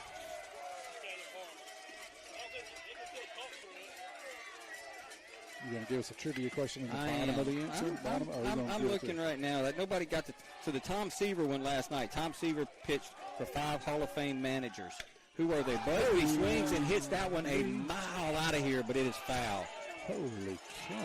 He got every bit of that one, Tom. I guarantee he's going to get a slider. He just doesn't get up there in the grass. It's a slider. It's coming because he hit a fastball about 400 feet. Tommy, he hit that ball over their training facility. That was a missile. Just about 50 yards foul, but goodness gracious, he turned on it. Where's this Busby been all year? So it's 2 balls and 1 strike. And that's going to stay upstairs a ball, 3-1. So Owenby, 61 pitches now. He's done a great job, kept his pitch count down. Had pretty good command. But he's behind Busby 3-1. It would be huge if the Tide could get Busby on with Justin up behind him because Justin handles the bat well. Maybe could move him over. Here's the 3-1. That's going to stay up a ball, so Busby's going to draw a walk. And the Tide have a leadoff man on here in the top of the 5th inning. So, real quickly, last night's trivia question was, Tom Seaver pitched for 5 managers who are in the Hall of Fame. Who were they? Gil Hodges, Yogi Berra, Joe Torre, Sparky Anderson, and Tony La Russa. Okay. And nobody got that last night? Nobody got that last night. Mr. Dorn texted me and said he thought he got it. He asked me last night. I said, well, we got so caught up in the dang ball game that we didn't come back to it. I'll find out from Timmy today. But you say, no bueno, nobody got it. Nobody got it. All right. Nobody got it. Now we're going to have a conversation over here between Coach Bo Long, and there's going to be a courtesy runner, by the way. It's going to be. Is it courtesy or is this a sub? I'm so confused. I think it's a courtesy runner, but I don't know. It's Peyton Wells. Let's just say that. All right. Peyton Wells is going to run. There you go. For Tanner Busby. Under some form or designation. Yeah, I don't even think I know what that is. It's like the NFL. I don't know what a catch is anymore. Here's Jay Stock now, just a sophomore. Going to show bunt and going to pop it up. And, boy, that's the one thing you don't want to do right there, Tommy, is try to bunt a high fastball. And Justin did and popped it up. And Trashaset makes the play. And the Tide woes bunting continues as we just cannot seem to get bunts down this season at all. And Coach Nicholson is letting Justin have it right now. Yeah, that's the thing you don't want to do. That's the one thing. There's many outcomes, and that's the one you don't want. That's unfortunate to see with Parker. Because you make an easy out on one pitch, and you don't move the runner. That's right. So here's Parker now. He's going to take a called strike. No balls, 1 strike. Jamie Lumpkin waits on deck. Jamie's due, man. Yeah, that's really what you want to see. One of these guys be able to do it. Just get something over and score and turn the lineup over here with 1 out. And Jamie and Cooper are coming up. Parker's going to take a called strike. And Parker, I think, has seen five strikes, Tommy. He hadn't swung the bat tonight. Yeah, he looks a little off, honestly. He looks like, I don't know exactly what to say. He doesn't look comfortable. Let's put it this way. I mean, Central, I throw this one in the dugout. He'll probably swing at it. Yeah, he's swing and a foul off the left side. It'll stay no balls and 2 strikes. Had a pretty good cut at that one. A little tardy on it, but he had a good cut at it. See if that's enough to settle him down because he's probably going to get another breaking pitch here.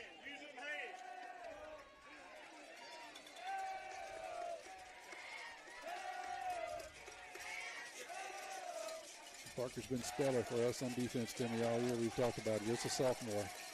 Be big here for the bat. He's going to take outside a ball. 1 ball, 2 strikes. So here's a trivia question. 601-273-0649. 601-273-0649. 601-273-0649. I need your name and the answer. Name the 3 pitchers who have pitched 10-inning shutouts in the World Series play. Name 3 pitchers who have pitched 10-inning shutouts in World Series play. That's going to be a ball, 2 balls, 2 strikes. So in the history of the World Series, there's been 3 pitchers, Tommy, that have thrown 10-inning shutouts. Who are they?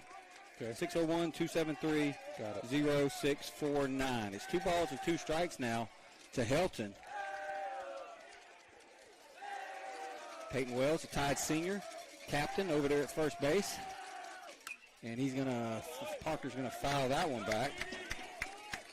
Parker settled in. He kind of watched 2 good pitches, and I don't know that he swung the first time at bat. He just didn't look good. No. He's settling in here now, Pat, and fouled off a couple of good pitches. He's fouled off back-to-back fastballs, Tommy. He got froze on the breaking ball last at bat, and he got froze on the breaking ball on the 0-1 pitch here. I expect that OMB's going to go back to that breaking ball right now.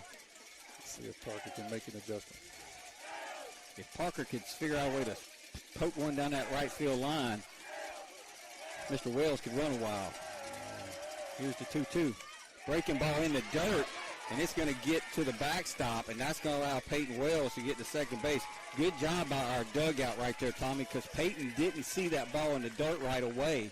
He was kind of taking a couple steps back to first base. Our dugout hollering and screaming at him. He makes it down to second, so he's there now on a wild pitch. So that's just as good as a bunt while ago. That's right. Got Peyton torqued up here a little bit. Tightened up into second, so yeah. See what Parker can do. Can he turn the lineup over here? Either for walk or any kind of way, just no out. Here's the 3-2. And that's going to be outside a ball. Boy, that was a close pitch, but it goes Picayune's way. Yeah, that was too close for me. I was nervous, but Parker did a good job. He eyed it up. Bo Meadows texted in, said Bo and Easton is watching. Jordy Meadows said Bo and Easton is watching the game. Van Cleve up 5-4. As we said, Stanislaus 3-2. Not real worried about that. Somebody, I won't repeat that one. It's a big spot here, Timmy, while you're looking at scores. It's a big, big spot. Jamie up, one out, man on first and second. You got Jamie Cooper-Kyler. This is what you want if you're a Tide fan. You just feel you got to do something here. 2 men on. The Tide have been flirting with this for the last 2 nights and haven't got one big hit yet, Tommy. But here's what we want. We got Jamie up there swinging a line drive, base hit. That's going to get down the line, and that's going to roll for a while. 1 run's going to score. Here comes Parker Helton, and he's going to be held at third base. And Jamie Lumpkin with a double down the line ties the baseball game. And now runners are at second and third with just 1 out. Jamie hit that ball just about as hard as you could possibly hit it. Trosacel had no play at third base. Just a missile down the line that goes into the corner. East Central has good speed, so they were able to track that one down, and that might have been a triple there by Jamie. But that's going to chase Owenby. Wow, that's a little early. Wow. Let's take a break, Tommy. We're tied at 1. Tide have something cooking here. You're listening to Maroon Tide Baseball.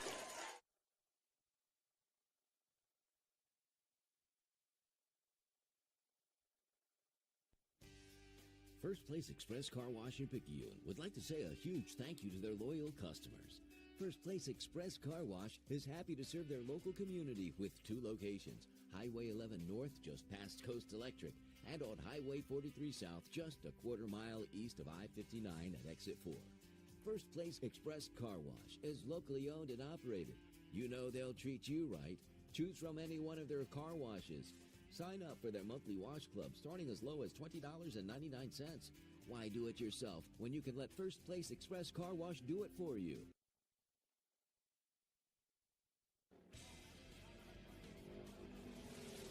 Pit Lane Oil Change in Picayune is your personal pit crew. When you need an oil change, take it to the professionals who will make sure your oil change is done right with quality oils from Pennzoil, Castrol, Mobil 1, and Rotella by Shell. At Pit Lane Oil Change, it's not just an oil change. We inspect under the hood to make sure all your fluid levels are where they should be, and those belts are in good working order. Our Pit Lane crew ensures those air filters are not clogged up and hurting your engine's performance.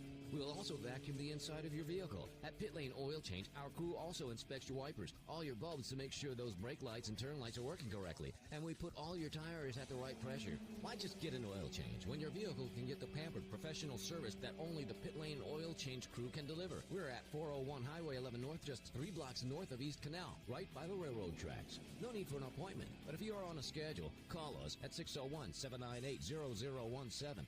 Pit Lane Oil Change, your personal pit crew.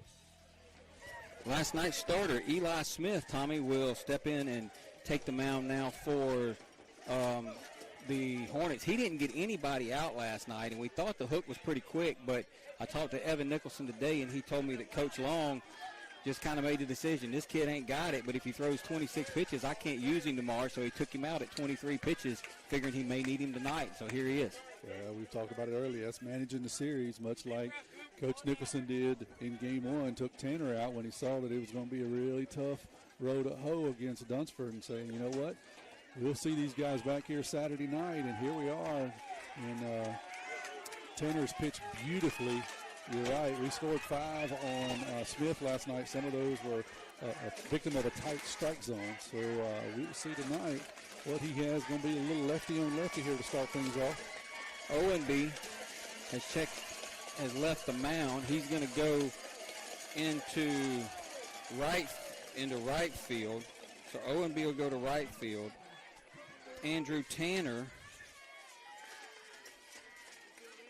will move, if I can find him. What number's Tanner, 16 or 19? He's in left. It'll be the only place he can go, huh? He's going to center. I'm just trying to find him on my game changer here. I see him out there now. There he is. So he'll go to center, and here's the pitch to Moreau, and that's going to be down a ball. 1 ball, no strike. So the Tide have second and third here, just 1 out. So infield is in. So if Cooper can get something on the ground, you feel that he can get it past on just anything except a weak ground ball.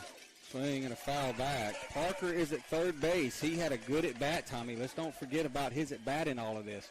He got behind in the count, 2 strikes. Looked a little lost, to be honest with you. Fought through it, fouled off a few pitches. He drew a walk. Then Lumpkin with the big double, and the Tide have the go-ahead run at third base with Moreau at the plate. And just 1 out. And Moreau's got to get it done here, because if he doesn't, they'll put Kyler on. That's right. They're just going to walk Kyler. So here's the 1-1. That's going to be up a ball. 2 balls, 1 strike. So it really rests on Cooper right here to make something happen, because if he doesn't move the runners, they'll put him on, and B-Rob will have to do something. Yeah. But you're right. This is the spot if you want to be in. Is Cooper. The infield in 2-1. You got to look for a fastball here, something you can hit hard. Here's the 2-1 in a row. Swinging a ground ball, knocked down by the second baseman. He tried to throw home. We couldn't score. And good play by the second baseman. And Moreau just hit it okay, Tommy, but Ryder made a good play. And now they'll just put Kyler on. If they don't put Kyler on, I don't know what to say. Yeah, I don't understand. But that was an outstanding play by Ryder. He dives to his left. We're playing in on the grass, knocks the ball down.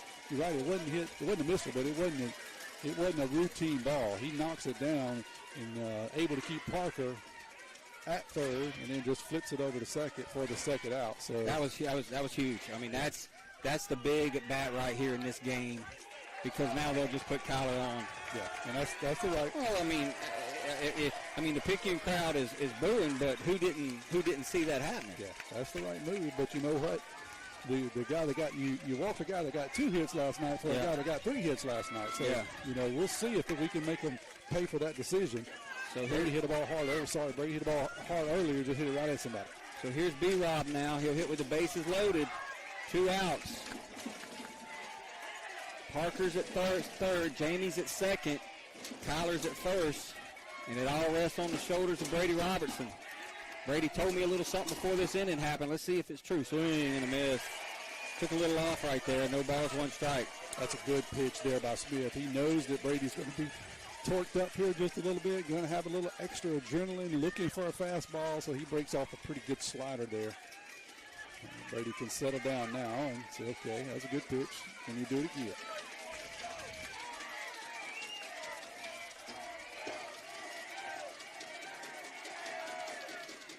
Brady's going to swing and hit one towards first. First baseman's going to field it. It's going to be a foot race, and he's going to get him. And the Tide are going to come up empty. And unfortunately, Tommy, the things that have plagued the Tide all season, plagued them again this inning, inability to move runners over and get runners in. But Jamie Lumpkin did come up with a big double to tie the game. But you want to talk about demoralizing, that's demoralizing. We'll go to the bottom of the 5th. We're tied at 1, just Maroon Tide baseball.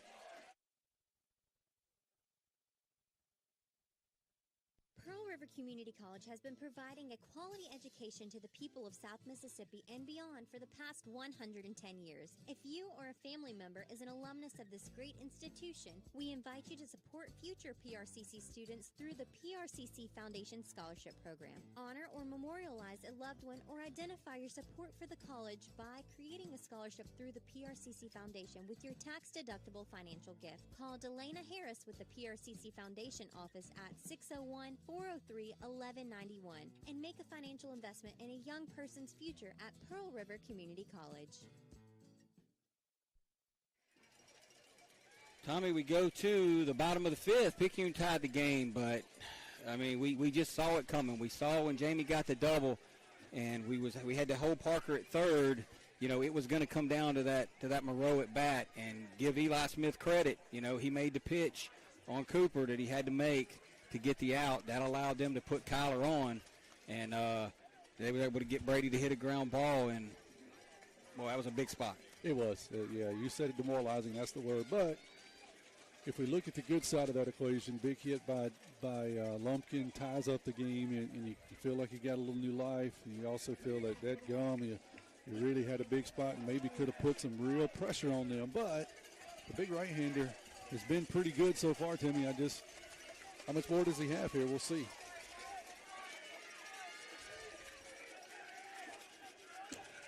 So there's going to be a ball upstairs. First pitch of every half inning brought to you by FNB Picayune, your hometown bank. Be 1 ball, no strikes to Mr. Dickerson.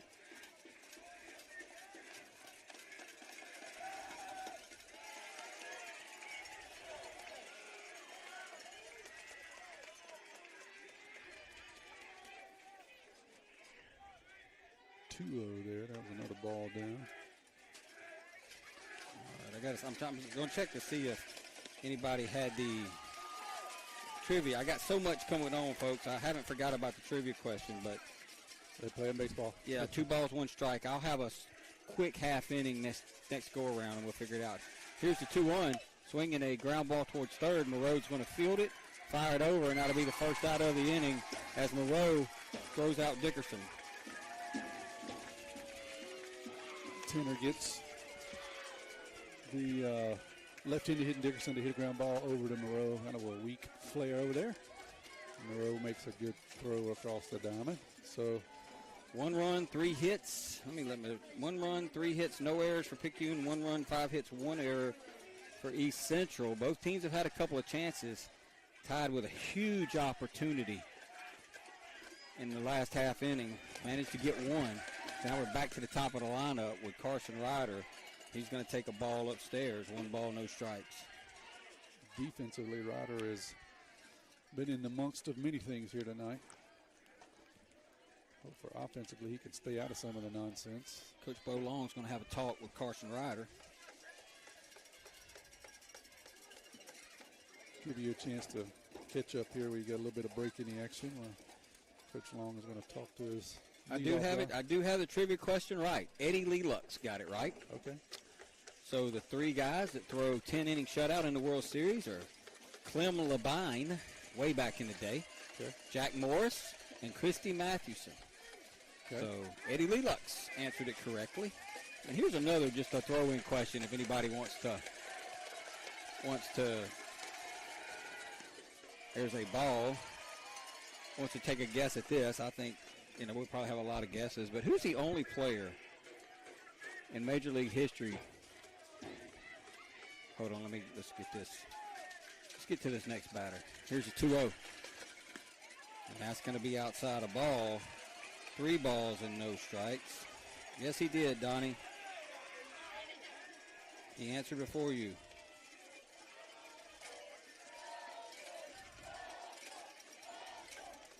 .30 pitch now. Big pitch for Busby.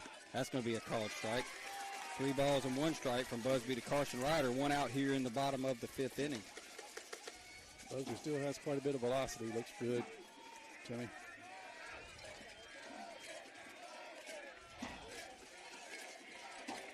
And you need that because you need some innings out of Busby.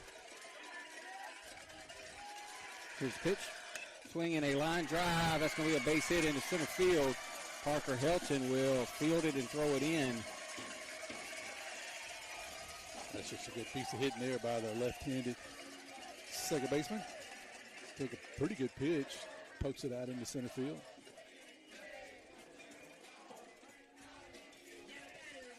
Line drive, that'll be a single. That'll be the 6th hit of the game for the Hornets. Dunsford's got 2 of those hits.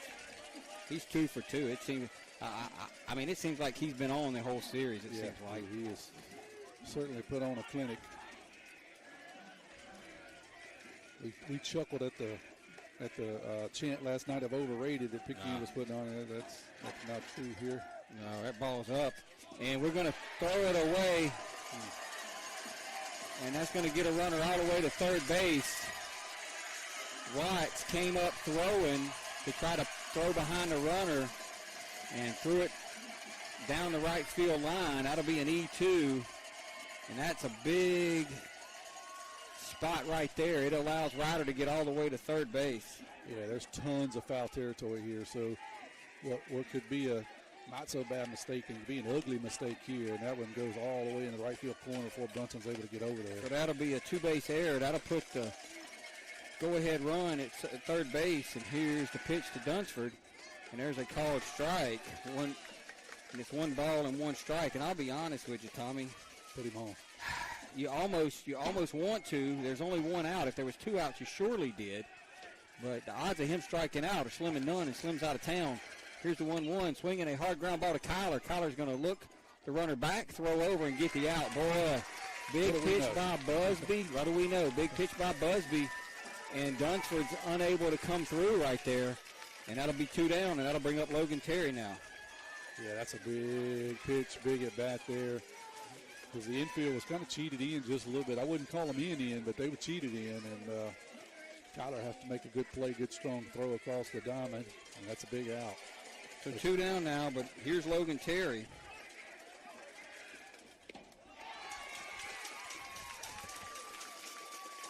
Terry had a base hit up last time, if I remember correctly. He's going to take a strike. That's a called strike, right, Tommy? Yep. Here's the 0-1 swing and a high chopper to Moreau. Moreau's going to field it, throw over and get him. What a job by Cooper Moreau right there. What a job by Tanner Busby. Picayune gets out of that jam. And we will go to the 6th. Tommy, we're still tied at 1. You're listening to Maroon Tide Baseball.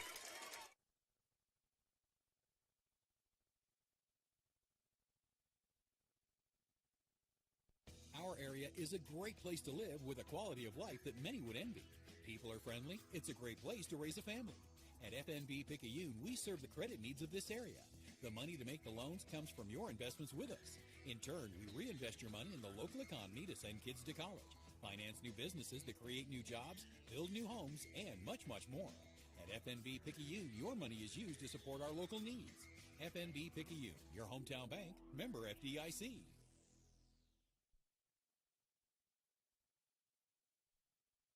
Fight back against Parkinson's with Dodd Therapy Center. Dr. Jameson Dodd is certified in LSVT BIG, a specialized treatment program for Parkinson's disease and other neurological disorders.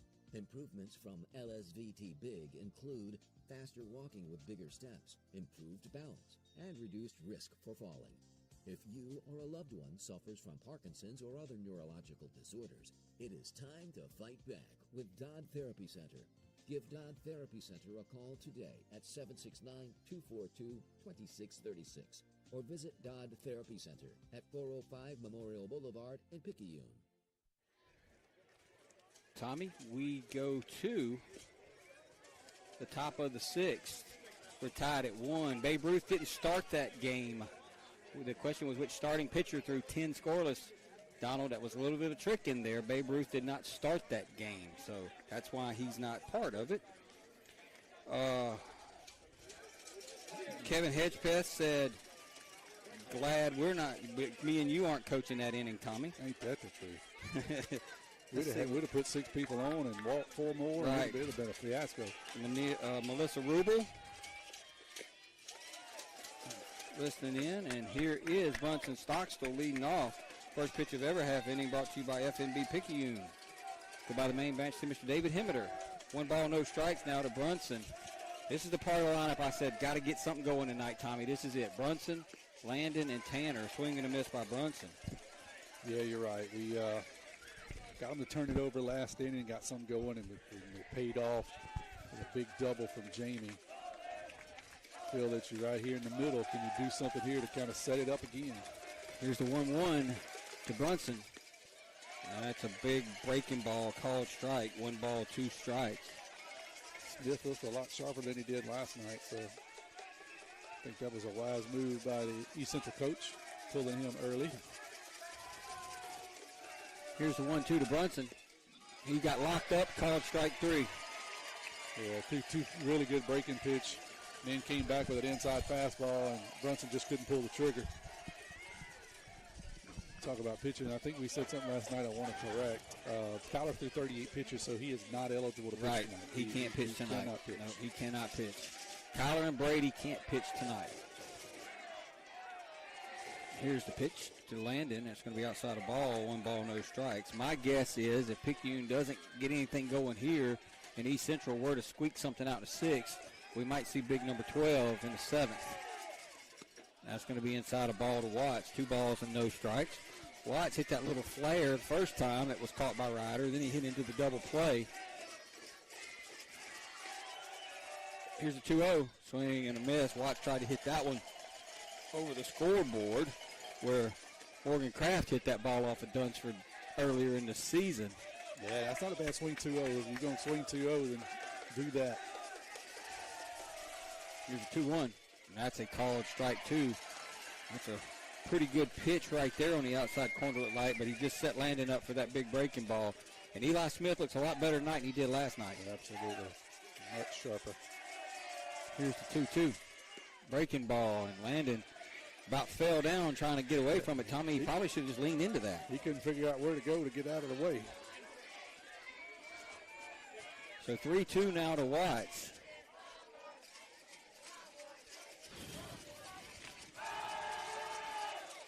Swinging a ground ball towards short. Dunsford's going to field it and throw it over, and that'll be the second out of the inning as Watts grounds out to Dunsford, and that'll bring up Busby. Now, Busby, you know, he's had a rough year at the plate, Tommy, but he's looked good tonight. He had a single his first at bat. The last at bat, he hit a ball over that facility. I think that's that might be the softballs. I don't know what that is over there, but he hit it over that building. Yeah, it was just foul. It's a long ways. I know that. Whatever it is, a long ways. And he hit it hard. That's the hardest ball I've ever seen Busby hit in my 3-year career watching him. And he's going to take a ball. But this way he could straighten it out a little bit. 1 ball, no strikes. Come on, Tanner. Help yourself, buddy. Straighten that same thing out you did last time. Oh, boy, that was a pitch to hit it on here. Yeah. Look, what I know about Smith, he's got a good breaking ball. We have to hit that fastball, Tommy. It's not overpowering. We're taking too many of those fastballs. Yeah, it looks to be low 80s, 282, 83, somewhere in there. You're right. The breaking pitch is pretty good, so hunt some fastballs here. Here's the 1-1 to Busby, and he takes another one. 1 ball, 2 strikes.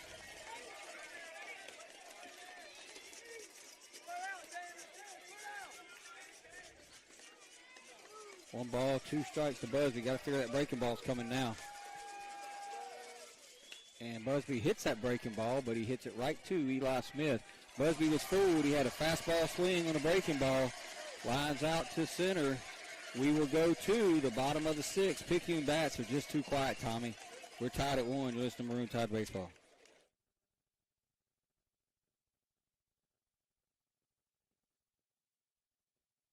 Hey neighbors, check out this one-owner 2020 Tiffin Wayfarer 25RW Class C diesel motorhome that Paw Paw's Campers in Picayune just got in. This motorhome has a rear full bath, bunks over the cab, a large slide out, and only 8,900 miles. Was $144,988, reduced to only $134,887. Check out multiple pictures of this unit at RVBestPrice.com. That's RVBestPrice.com.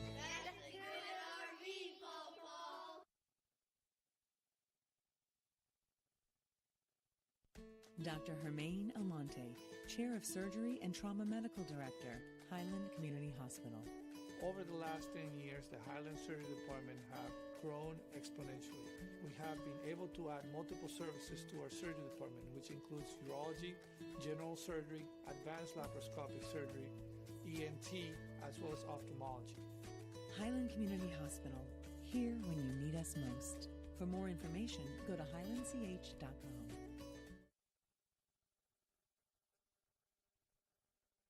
Tommy, we head to the bottom of the 6th inning. Busby's back out there, tied at 1. Somebody's going to blink here sooner or later. Yeah, it's been a really good one.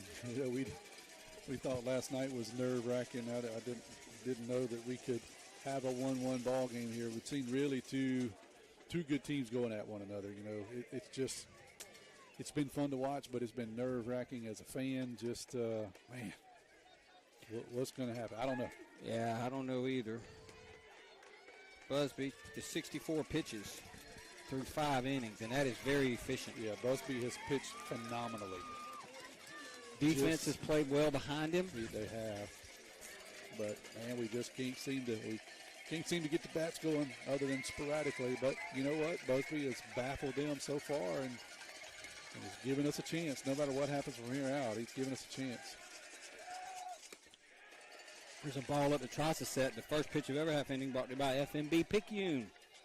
Stop by the North Branch and see Miss Susan Wilson and her staff on Cooper Road, FMB Picayune, your hometown bank. Here's the 1-0 to Tricet, swing, and he hit that ball a ton, but foul. 1 ball, 1 strike. I want to thank Chris Paul, Dixie Q Barbecue, for being our Diamond Club sponsor of the game. I want to thank Pine Grove Baptist Church for being the video sponsor tonight. And I just got a text from the American Legion. They got us on the big screen at the Legion, Tommy. Man, that's frightening. Right, our picture's not there, and it's just a ball game. I don't want to look at us on a big screen. Not me and you. Here's the 1-1. That's going to be down a ball. 2 balls, 1 strike.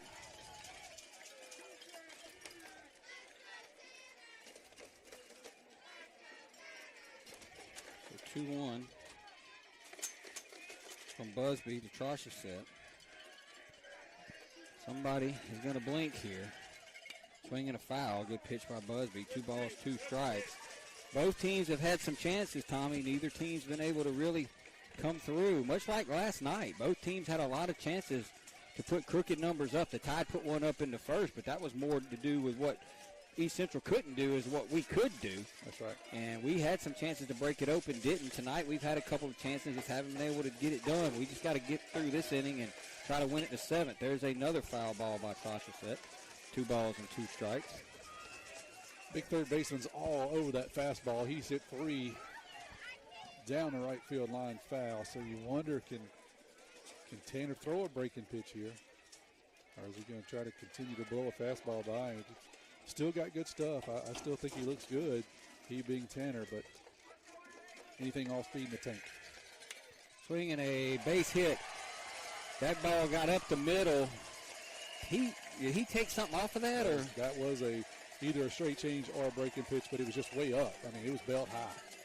So I like the pitch selection. I just don't like the pitch placement. So Trocheset leads it off with a single. That'll bring up Andrew Marble now. You've got to figure the bunts in order. If there's one thing that they want to do here, they can play for 1 run because they only have to get 3 more outs.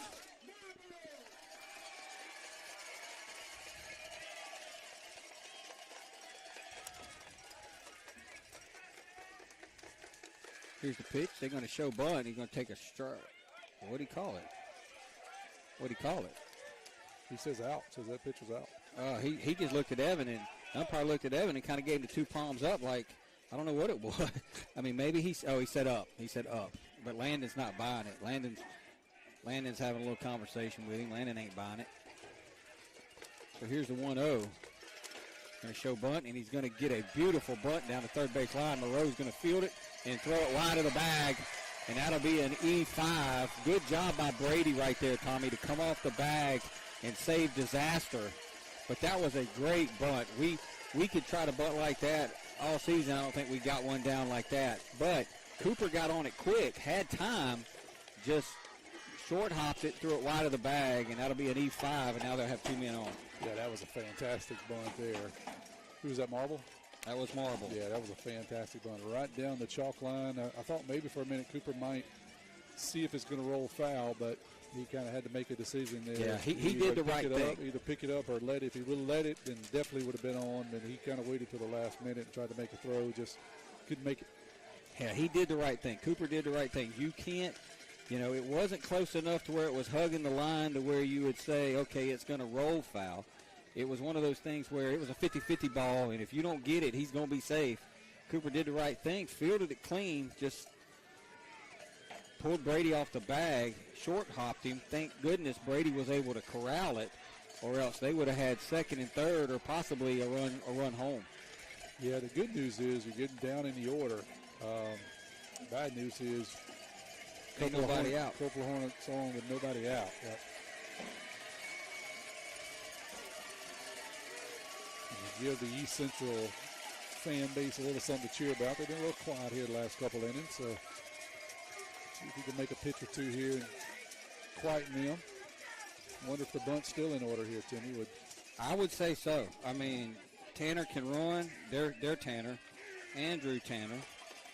Second and third, you just need to get that runner over to third base. I would be shocked if they weren't bunting. Busby comes set, and he's going to throw back behind the runner, and he's going to throw it out into center field, but Parker Helton was there. And that was the old spin move where they're just trying to time it. They timed the move, and they weren't in the right time because Busby wheeled, and Tanner, and Jamie hadn't moved. So, well, the good news is Parker moved. Yeah, Parker was there. Thankfully, Parker saves the day. Trocheset is at second.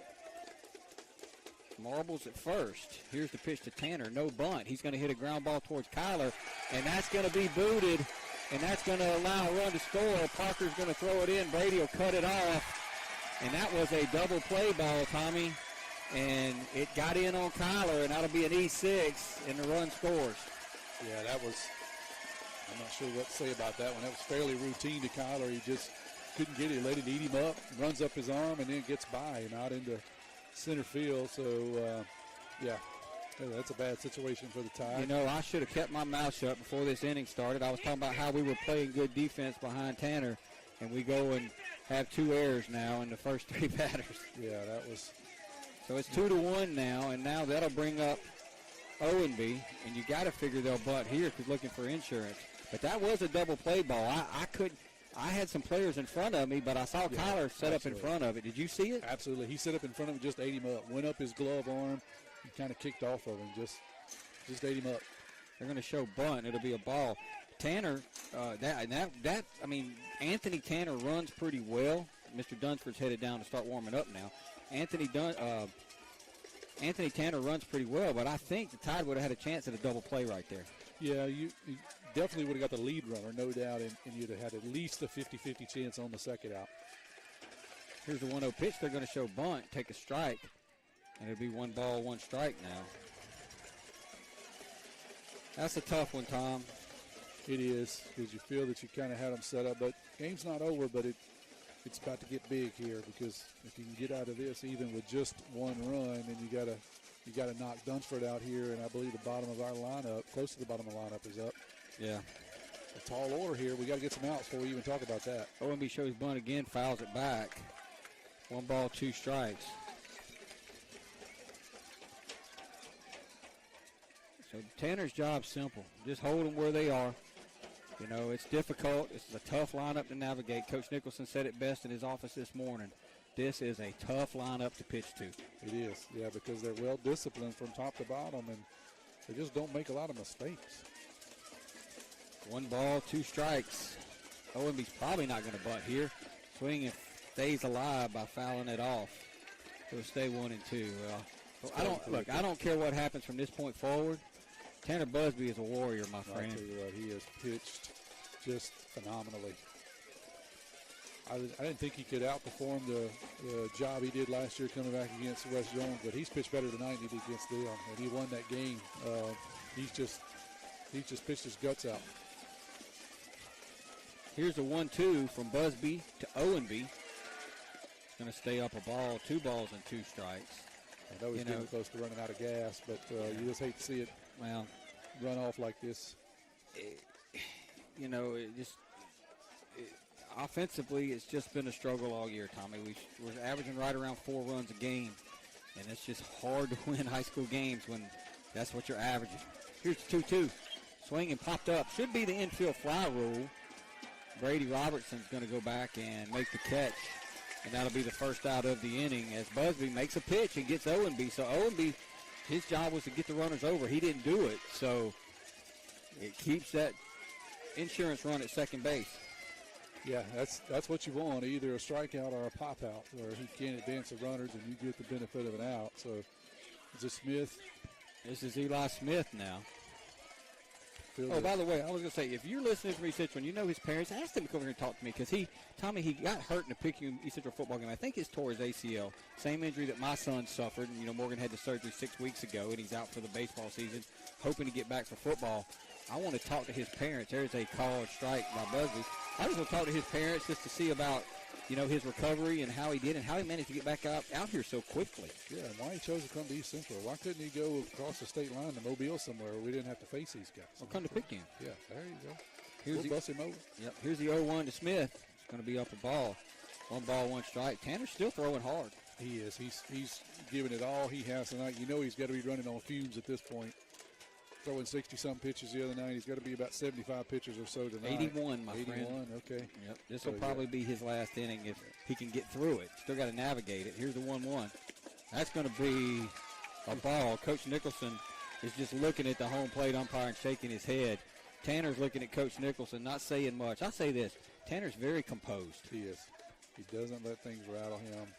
And he's pitched as well tonight as now we're going to get time called. Possibly asked. Who's got time? Oh, we got a ball on the field out there in right field. Speaking of right field, Brunson is playing right center. He is. They're not playing him to pull. They are not playing Eli Smith to pull. And if he pulls, it could very well be one of the old inside the park home runs, Tom. Yeah, it could be. He may could get back to second on the second time around, too. Here's a 2-1. That's going to be a called strike. The umpire thought it was strike 3. He was ringing. He was doing his Leslie Nielsen. He was moonwalking and everything else, but it was strike 2. Should have been. We didn't get the call on the 1-1. 2 balls, 2 strikes now from Busby to Smith. Runners are going to go, and it's a ball. Throw down is going to be safe, and that'll be a double steal. And Coach Nicholson is looking at the home plate umpire like, why ain't that a strike? And Landon Watts is shaking his head like, I don't know why it's not a strike. Pitch was called a ball. Coach Nicholson is walking out to the line now. He's talking to Tanner a little bit. I don't think Picayune's upset about the out safe call, Tommy. I think they're upset about the strike call. Yeah, that was a breaking pitch. It looked perfectly fine to us. Not sure where it missed. So here's the 3-2 now. How do guys lay off of pitches that close? Yeah. That's going to be a walk. 3 pitches in that at bat, Tommy. Could have been called a strike. None of them were. And now the bases are loaded. And if I'm Coach Nicholson, I'm riding or dying with Tanner right here. I mean, you just, if they clear the bases right here, oh well. But I'm riding and dying with him. Yeah, I don't know that we have a great option.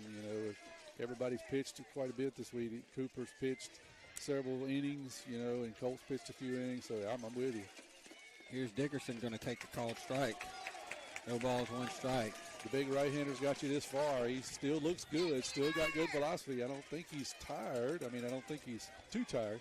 They've only scored 1 run this inning, Tommy. And despite all this, there's a called strike 2. And it took 2 errors to get that run across. That's right.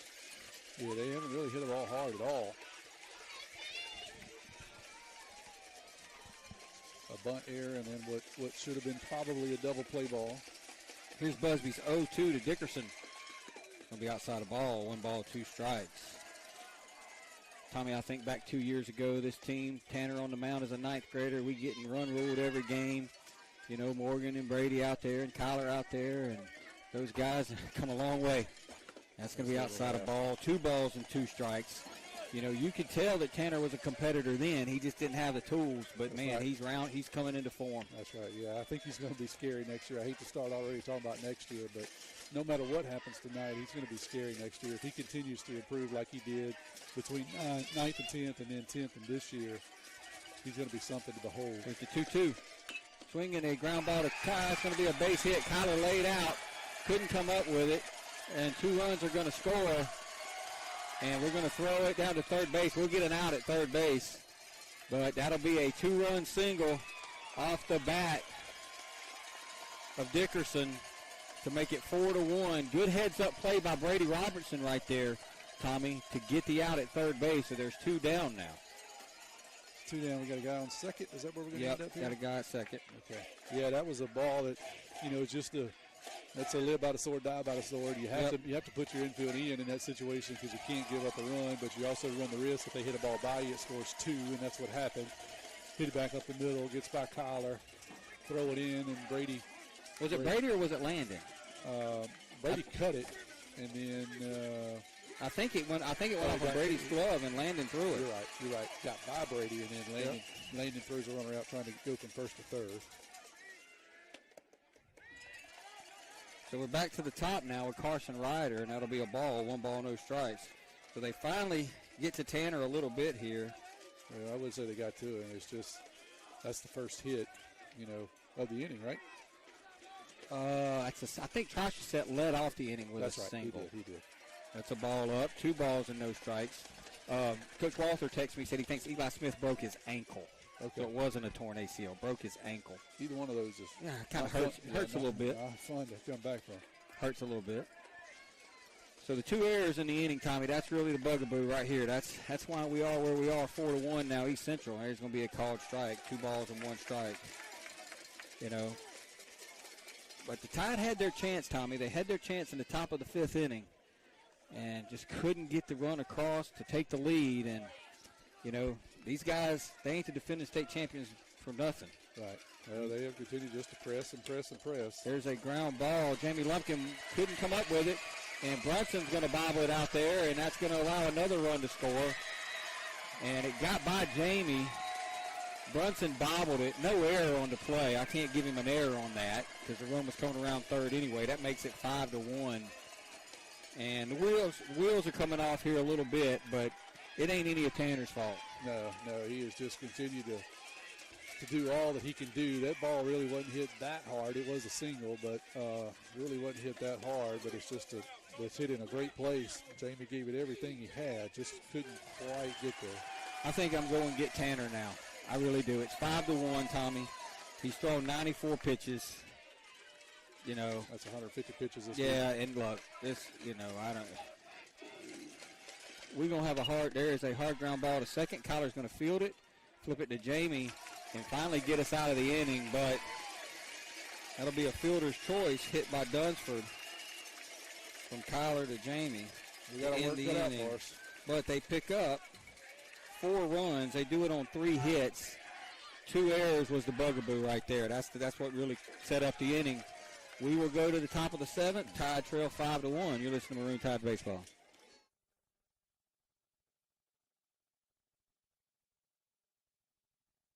Craving a breakfast toaster or French toast sticks? Make it a meal and step up your breakfast with tots and a cold beverage. Sonic Drive-In has the perfect portable breakfast, and it's the perfect way to start your day. And at Sonic Drive-In in Picayune, you can stop by anytime because breakfast is served all day. Sonic Drive-In of Picayune on Highway 11 just north of Highway 43 North. Start your day Sonic style with happy eating at its best. That's what you get at Sonic Drive-In of Picayune. Destination delicious.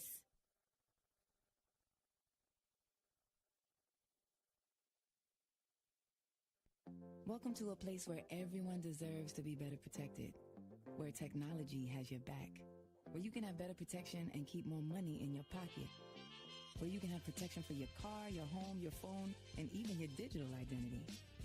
You're in good hands with Allstate. Jason Pygott has offices in Poplarville and Picayune. Make sure you have the right coverage. Give the Pygott Agency a call today. 601-798-7005. Allstate and affiliates offer products and services subject to availability, terms, and conditions.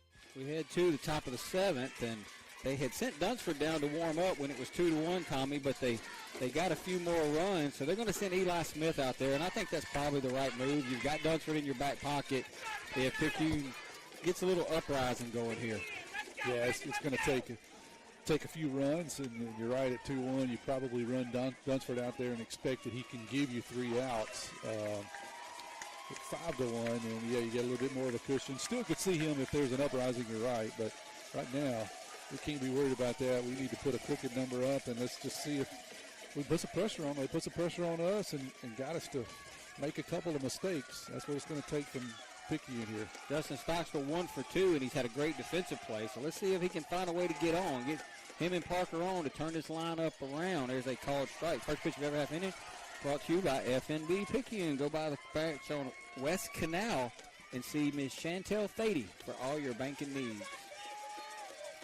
No balls, 1 strike for Justin. He takes a strike. No balls and 2 strikes now. I understand Justin's patience here. He knows his job. Try to get on base. He's not scared to hit with 2 strikes, Tom. Just a sophomore. Not at all. Here's the 0-2. Swing and a miss. Boy, that was a wicked breaking pitch, Tommy. He took a couple of fastballs for strikes, and he got that wicked breaking pitch, and nothing he could do with it. Yeah, it was just too much for the sophomore. He just overpowered there. Yeah, he kind of swatted at it last minute, but he just got fooled on a really, really good slider. I bring up Parker Helton now. He'll hit with 1 out, tied down to their last 2 outs. Tommy, at some point we're going to have to start swinging at these first pitch fastballs by Smith because he's throwing them, and these sophomores, hell, seniors can't hit that breaking ball. There's a called strike. No balls and 2 strikes. The 2 things, if this happens, they go down where you get 2 outs, and the game gets crazy here at the end. 2 things I want to say, Timmy. We've said it, but I want to say it again. What a pitching performance by Tanner Busby. And I want to thank you on air for all that you do for the Maroon Tide. I don't understand how you do all you do, being over football and baseball and running. I don't understand how you make a living for your family, but on behalf of a grateful nation, thank you for everything that you do. I appreciate it. 2 balls, 2 strikes. It's just something that I'm one of those guys, Tommy. I can't be a lieutenant. I can't be second in command. If I'm gonna be part of something, here's the 2-2 to Parker swinging a foul. If I'm gonna be part of something, I have to be in charge. That's just the way I am. I'm never gonna be a vice president. I'm never gonna be I'm just not, And I made the decision whenever I got involved with football and baseball. If it was going to be a disaster, it was going to be my disaster. Yeah. And some things we do right, and some things we do wrong. But everything we do is for the kids. Swing and a miss by Parker, and the Tide are down to an out now. Yeah, well, I just want to say thank you, and I'm going to say 3 things. One more thing. Man, what a gutty performance here by the Maroon Tide. Let's just be honest. We really had no business being here tonight. We were outmatched from a talent perspective, but I don't know that we were outmatched from a gut perspective. They may have some better talent than Picayune does this year, but I tell you what, Picayune has shown a lot of heart and just played. We made some mistakes, but look at the experience we've got over the last 2 years from going back to that freshman team you talked about 3 years ago. Well, we got our eyeballs beat out. It was ugly. You asked me to come do that this year, and I was like, man, this is what you're going to walk into. It was ugly, but I saw the big picture. Seeing these guys just grow and mature has been something fun to watch. Lumpkin fouls one off the right side. Tommy, I've just been this group of juniors, and I get in a little trouble because I'm harsh on them on the radio, but this is my boys. Jamie Lumpkin spent more time at my house than his house. Tanner Busby spent more time at my house than his house. Landon Watts spent more time at my house than his house. These are my boys. And there's a called strike to Jamie, 1 ball, 2 strikes. And those boys, man, they have always competed against kids their own age, and they've always been in the fight. And I just knew when they were in 9th grade that they would get in the fight when they got a little older. Oh, they've been in the fight all year. And really when we didn't think they should have been, they've been in the fight. And they may lose the battle tonight, but I guarantee you it wasn't because they didn't fight. They could have very easily rolled their helmets out there last night after, what East Central did to them Tuesday night, and they didn't. They didn't, and they didn't roll it out here tonight. They fought all night long. Called strike 3, and that'll do it as Eli Smith strikes out the side, and East Central wins this one by the score of 5-1. Tommy, let's take a quick break. And we're going to come back. We'll talk a little bit. We'll wrap this one up as the Tide season comes to an end here in Hurley, Mississippi.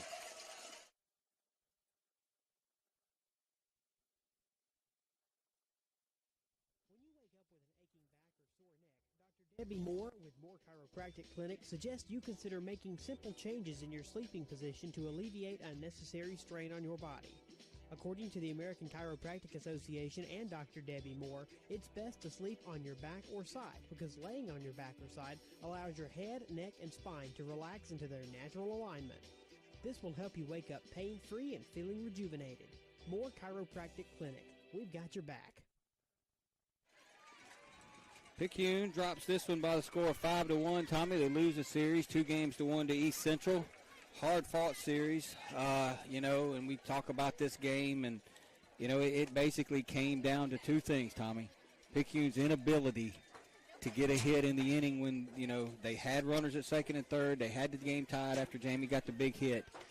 The inability for Picayune right there to do something to put some distance between themselves and the Hornets, and then a couple of defensive lapses in the field in the bottom of the 6th inning led to that 4-run inning. But other than that, man, we battled them pitch for pitch, and what a performance by Tanner Busby. I mean, if it wouldn't be for Tanner, we'd have probably got destroyed tonight. Yeah, just nothing. I mean, nothing offensively. Just couldn't do nothing all year. Nothing offensively, and the defense kind of let us down in the 6th. Yeah, we've given enough analysis. If you've been listening, you figured out we struggled at the plate all year long, and we just couldn't string hits together. But so I don't know that they really care about listening to that at this point. They know what the issue is. I just want to say thank you for everyone that supported the Maroon Tide. Thank you for supporting WRJW and allowing us Timmy and I to come do this. We appreciate it. And it's been a great year to watch. It's always tough to see it come to an end. You never like to see it come to an end.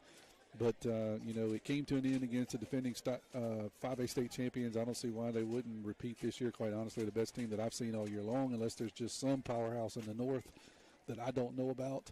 So at this point, I hope they go win it all. Yep. They've certainly got the talent to do it. They've got. I think they got the coaching. They've got everything that they need. And but you know what? They know who Picayune is, and they know that Picayune came to town twice here this week and gave them a run for the money. Just not quite enough horses in the stable for Picayune, but we'll see what happens next year. I think that we will regroup, rebound, and have something. And I'm looking forward to it. But for now, I'll say again, thank you for everything that you do, Timmy. Appreciate the opportunity. It's been a fun year. We've learned. Hopefully you guys enjoyed the video. Hopefully that's been something that's been good for you guys. Sorry if we screwed it up here or there, but I love you guys, and we'll see you next year and Roll Tide anyway. Tanner Busby declared again? Absolutely. There's no other. There's no even in the same conversation. Yeah. Sorry, I didn't say that. Hey, I want to thank Chris Durapal, sponsor of the game tonight, and I want to thank Pine Grove Baptist Church, sponsoring the video. That'll do it. We're going to have a wrap-up show, Tommy, like a little My Town wrap-up show here in a week or so with Coach Nicholson. We'll talk about the season. We'll look forward to next year. Everybody's coming back. We're not losing anybody off this baseball team, folks. So it should be fun next season. That'll do it. Tim and Tom's out. Roll Tide.